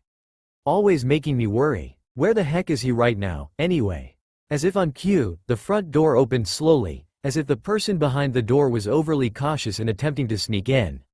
Kushina, however, with her momentarily heightened senses due to her irritation, immediately had her head snapped towards the source of the sound, her fiery red hair flowing loosely behind her back. Naruto trembled inside as he tiptoed across the hall. He had completely forgotten that he had a curfew. The long talk he had with Sasuke earlier did serve the purpose of helping his memories rearrange and organize themselves in his head, but due to his previous confusion, he forgot that in this timeline, he had a family. Oh, right, he had a family. He had a mom, a dad, a home, everything. It had completely slipped his mind, and he just let his legs unconsciously take him to this apartment. And just where have you been, young man? A terrifying, calm voice suddenly sounded from behind him. The sound of his mother's voice succeeded in causing all the hairs on his body to stand up at their ends. Ahehe. Naruto chuckled nervously as he whirled around to face his irate parent. As he did so, he jumped back in fright. Kushina stood there before him, her eyes glimmering dangerously under the ceiling lights and her long, vibrant red hair seemingly flying in the air like the snakes on Medusa's head. Her hands were on her hips as she regarded her son with ferocity. Naruto froze in place, sweating profusely. His mouth could not seem to form words properly. You see, Mom, Sasuke and I. Just what did you two do that it had to take past your curfew? Kushina demanded. Do you know how worried I was? Naruto hung his head, ashamed. I'm sorry. Kushina's gaze softened. Don't do it again, you hear? All right. Chin up now, honey. She smiled as she raised his head and cupped his cheeks. I know you're growing up to be a big, strong boy just like your daddy, but you have to understand. Your daddy has many enemies, and who knows if some of them are skilled enough to cross the village's borders. Your daddy and I don't want to take any risks. I've told you this many times before, haven't I? I know. I understand, Mom, Naruto said, tearing up. This was the family he had always wanted. Oh, how it made him so happy. Someone cared for him so deeply and waited for him to come home. It was such a surreal feeling. It almost felt like a dream. This all couldn't be happening, right? What if this was all just a cruel genjutsu of some sort? Well, if it was just an illusion, then it was working. He didn't want to wake up. She was already fading away as she ran towards him, clasping her arms around him in a warm, tight embrace. Naruto, she cried, thank you for letting me be your mom. Thank you for letting Minato be your dad. Thank you for being born to us. Thank you, so very much. She disappeared, leaving a trail of longing tears on her son's face. Don't cry. Kushina laughed, playfully hugging her son to her bosom. You big baby. Naruto laughed along with his mother, yet still his tears could not stop. Suddenly, the front door opened, revealing a weary-looking Minato as he stepped inside. I'm home. His voice trailed off when he saw mother and son embracing each other. He smiled, albeit hesitantly. Is this a bad time? Naruto gently let go of his mother and stared at his father. Naruto gripped his forehead protector and grinned up at the monument before going on his training journey with Jiraiya, his fist raised towards the direction of the fourth Hokage's stone-carved face. Please watch me. I know you'll find the answer. Minato smiled as he placed his hand atop his son's head. I have faith in you. Naruto stared at him, something flashing in his eyes. Really? You really believe I can do it? To be a parent is to have undying faith in one's child. Minato retracted his hand, and Naruto instantly felt the loss of warmth from his father's touch. Now then, it's time for me to go. My chakra's fading. Panic filled Naruto's chest. Huh? No, wait. I will rebuild the seal. However, this will be for the last time. Minato watched as the ink marks on Naruto's stomach went back to their original forms. He looked at his son with narrowed eyes, faith and determination shining in his irises. The leaf can be rebuilt. I'm counting on you, Naruto. He faded away, his gentle smile the last thing his son saw. Naruto tentatively placed his hand on his abdomen, as if trying to gain back the warmth of his father's touch. A smile curved his lips. Thank you, Dad. Naruto rushed to his parents and hugged them, ignoring their small exclaims of surprise. I think this is what it feels like, to be truly happy. Sasuke let out a somewhat relieved sigh as he heard the sound of faint laughter coming from the house. Satisfied, he placed his hands inside his pockets and turned around, walking towards the direction of his house. He and Naruto may have been enemies once, but the fact still remained that Naruto was his closest friend. And perhaps he always would be. Sasuke knew that, knowing that numbskull, Their bond would probably last a lifetime. HMPH. I'm actually going soft now. Yet Sasuke did not flinch as greatly as he would have had. Resigned acceptance was slowly filling him, and he found that he did not exactly unwelcome it. Sakura hummed a sweet, romantic melody as she skipped towards the training grounds. Today was her first day with her new team, and she was excited. To be able to spend more time with Sasuke made her feel even more ecstatic as she daydreamed about the possible subtle romantic lines he was going to say to her in the duration of the day. Oh, he was so dreamy. But Sasuke-kun wouldn't do that, anyway, Sakura mused, chuckling to herself lightly. I'm getting a little too ahead of myself. Sakura-chan, Naruto greeted cheerfully, waving a hand towards her direction. Good morning. Sasuke sent her a sidelong glance, nodding curtly in acknowledgement. Good morning, Sasuke-kun. Sakura greeted with a happy smile on her face. Ah, Sakura-chan, Naruto said somberly, hanging his head low in disappointment. I'm here, too, you know. While Sakura was distracted with her daydreaming, evidence in which there were sudden hearts in her eyes, Naruto leaned towards Sasuke, his gaze imploring. Do you think Sakura-chan remembers, too?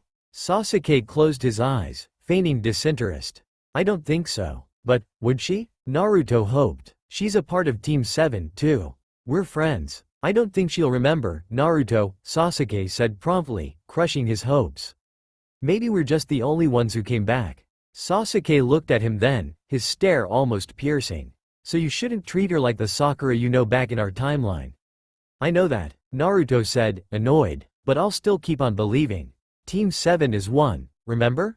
We're all going to stick together no matter what. At that moment, Kakashi suddenly appeared in front of them with a poof, wearing his trademark masked smile. Yo, he greeted with a raised hand. You're late. Naruto and Sakura chorused in irritation. Sorry, said Kakashi, giving a sheepish smile as he rubbed the back of his head in apology. I couldn't sleep. You see, I was up all night thinking about this poor old lady I helped yesterday. You really think we're gonna believe that? Kakashi sighed, sounding resigned. Such cute little kids. Anyway, let's go. Hey, Kakashi-sensei, Naruto said, coming up beside his teacher. What kind of mission do we have today? Kakashi turned towards him, his grin unusually very bright. Ah, I think it's about the case of a missing cat. Naruto's jaw dropped open. No, not that stupid cat again. So much for an exciting day. Naruto mumbled as he opened the front door of his house. His body was covered with claw scratches and tiny bites. The cat, Tora, had been very anxious and angry earlier, perhaps because of the fact that Naruto was chasing him with a desperate, horrifying expression on his face that the feline just snapped. Sakura had only stared and sighed as Naruto wrestled with the cat, while Sasuke informed Kakashi that they completed their mission. In short, it was Naruto who did all the work. Not even his evil eye could faze the slight amusement on Sasuke's face. Welcome home, Naru, huh? Kushina ran over to him the moment her eyes met his form. What happened to you? I thought missions for fresh genins are D-rank only. It was a D-rank mission, Naruto said, immediately filled with embarrassment. Kushina stared at him. Some rich old lady's cat ran away, so he had to. Naruto groaned in pain. That stupid cat. Ah, you mean Tora-kun? Kushina's voice was laced with mirth. Naruto's head snapped towards his mother. How do you know that, Mom? Well, there came a time a little over a few years ago when that same cat managed to run away in the middle of the night, explained Kushina. It was only discovered in the morning that Tora-kun went missing. Since that day was the day when almost all genins, chunins, and jonins were busy due to the chunin exams as well as the upcoming peace treaties between villages, I was coincidentally the only one available. Minato immediately sent me out to find him, leaving you in a crib in his office. It was urgent since the rich old lady you mentioned was desperate to find him. Naruto's eyes were wide, his attention completely on his mother's story. Did you find him, Mom? Yeah, I sure did. Kushina let out a hearty laugh. By the time I found him, it was almost dinner, so I was, a little grumpy. Tora-kun was apparently hiding inside a warehouse. When I approached him, I was in such a bad mood that he behaved when I grabbed him and went towards the Hokage tower. Naruto gulped, imagining the poor cat, frozen in terror as he was confronted with the scary image of his mother, her eyes cat-like and red and her hair standing up on their ends. Ah, ha ha, chuckled Naruto nervously, rubbing the back of his head. Fear crept up in his chest, rising towards his throat. I see. Let me come along when you go catch him next time, Kushina told him with a wink as she led him towards the dining room. I'll see if he still remembers me. There's no one in the world who'd ever forget Mom when she's in scary mode. Naruto thought to himself, swallowing. Kushina kept on chatting with him, her voice soft and warm while her words were lengthy. Naruto merely kept silent and listened to his mother talk, relishing the feeling of actually having a mother in his life. Whenever he thought about what he had missed out on, he could almost feel the tears welling up in his eyes. Nowadays, he cried more often, causing Kushina to teasingly call him a crybaby. Minato was more considerate, only encouraging his son with his usual, perpetual warm voice. She was tending to his wounds, nursing them with cotton, bandages, water, and alcohol. There was pain, of course, but it was easily negligible. There was nothing that could ruin his happy mood. His mother, here. His father, his team, his friends. Jiraiya. What mattered right now was how he was going to protect them all until the end. Scrub it properly. All right. I get it. Iruka sent him one last death glare before turning back to grading his papers. Naruto, on the other hand, stuck his tongue out at him rebelliously before going back to cleaning the walls of the classroom. Even though he had already graduated from the academy, Iruka still found ways to make him pay for the huge paint, oil, and confetti prank a few months ago that literally redecorated the whole room. He hadn't been kidding when he promised an appropriate punishment for his constant misdeeds. How nostalgic, he thought to himself. I never thought I'd go back to cleaning up after my messes.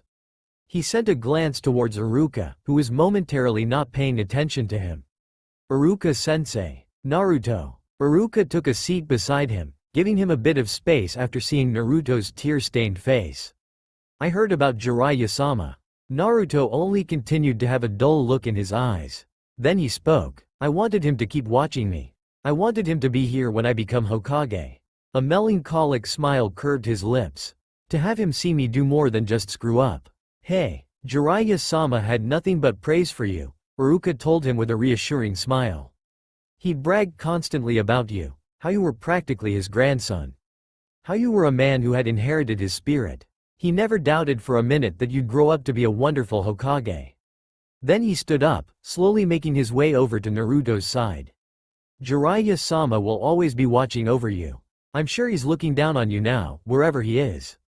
But if you just sit around sulking, he won't be able to brag about you. So, he took one of the sticks holding the popsicle in Naruto's hand. Don't stop being the person who earned all that praise. Be yourself, and cheer up. He then snapped the popsicle in half. You're Jiraiya-sama's prize pupil. The man who he acknowledged as being the best. He gave one of the sticks to him. Naruto slowly took it. Thanks, Iruka-sensei. Why are you staring at me and not doing your job? Iruka's irritated voice snapped him out of his thoughts. I swear, Naruto, if you're thinking of playing another atrocious prank again. No, I wasn't. Naruto protested. I was thinking of something else. Unfortunately, Iruka didn't look convinced. Naruto, you also must have been in a lot of pain. I'm sorry, Naruto. If only I did a better job. You wouldn't have to feel like this. If you don't have any more clean water, you can go refill that bucket yourself in the restroom, Iruka said before continuing to grade tests. Naruto continued to steal glances at him, nostalgia and melancholic feelings throbbing dully in his chest. There's no way that Demon Fox wouldn't try to use the power of the scroll. Unlike what you're assuming, Mizuki taunted. Yeah, Iruka said. The Demon Fox would do that. But Naruto is different. I've acknowledged him as one of my excellent students. He may not be the hardest worker, and he is clumsy and no one accepts him. He already knows what it is to feel pain inside your heart. He isn't the Demon Fox. He is a member of the Hidden Leaf Village. In this timeline, he and Iruka didn't share that kind of history anymore. In this world, he was no longer an orphan. In this world, Iruka was also no longer an orphan. Both of them were now happily living their own lives.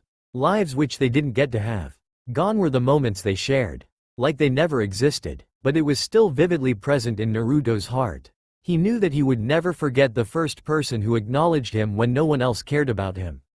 What the hell is going on out there? Naruto demanded. Iruka looked at him straight in the eyes. War. Madara is making his move. Iruka, I think it's time we stop lying, Gen-san, said Iruka. Naruto's no fool. Our only choice now is to explain the situation rationally. Yeah, explain why I should sit on my ass and hide while my friends and comrades are out there suffering and dying. Naruto uttered strongly. Because we're fighting this war. Iruka said firmly. To protect you. Madara is hitting us with the full brunt of his forces. He's determined to capture you and Killer B-san once and for all. If he gets his hands on the Hachibi and Kyuubi, he'll complete his technique and the world will be doomed. By protecting you, we're protecting our future itself. Yes, people are putting their lives on the line to protect you. Naruto. Your battle this time is a battle with yourself. To wait and endure. Let's go back inside, Iruka urged, taking Naruto's silence as thoughtfulness. But Naruto stared at him in determination. I'll end this war myself, he exclaimed with conviction in his tone. I'll endure all the hate and pain on my own. That's my role. Are you listening to me? Iruka said. You have the Kyuubi inside you. This isn't just your problem, Naruto. You were the first person to recognize me. Naruto shot back. Why is it that now you're only worried about the Kyuubi? Why don't you trust me? Stop acting like a baby. Iruka yelled. You want to know what I really think of you? I think you're one of my most precious students, and the look on Iruka's face was that of stern honesty. You're like a little brother to me. Naruto stared at him in surprise. The enemy leader is personally coming after you. How could I even fathom letting you out there to face him? Iruka elaborated. And you're not alone. You don't need to shoulder the entire burden yourself. I'm not that kid anymore. Naruto said. I'm stronger than I've ever been. You're the one who gave me that forehead protector, Iruka-sensei. Naruto unconsciously stopped wiping the walls, his head tilted downwards as the revelation of what was truly happening dawned upon him. It was true that they, had been given a chance to make things right. It was true that this was a once-in-a-lifetime opportunity for him to be able to fix things, to prevent the devastating war from happening again. However, it seemed that some things had to be sacrificed for the greater good. Like important, unforgettable bonds that never got to form again. What's this? Naruto pulled out a folded piece of paper from the forehead protector Iruka gave to him earlier and began to read its contents. I expected you'd try to rush out to the battlefield right away. I know you're ready to fight. If you're reading this letter, it means I couldn't stop you. Tsunade-sama ordered us to the Hidden Cloud's secret island to guard you and delay you from leaving as long as possible. I'm writing this letter just in case things don't work out like I want them to. Which is pretty pathetic considering I'll be on an official mission. But if that's how it goes, I don't know if I'll manage to give this to you or not, but there's something I need to tell you. In fact, now that you've left, it's the only thing left to say. Come back alive, Naruto. Naruto managed a smile as he looked at Iruka one last time. Iruka-sensei, we may not now have the bond that tied us together in my world. But I will always remember you. As one of the people who I will love no matter what. End of Volume 02. Omake, Extra. He's late, Naruto muttered darkly. When has he ever been early? Sakura added sourly. Sasuke said nothing, but frowned when he saw the cameraman pace back and forth in impatience.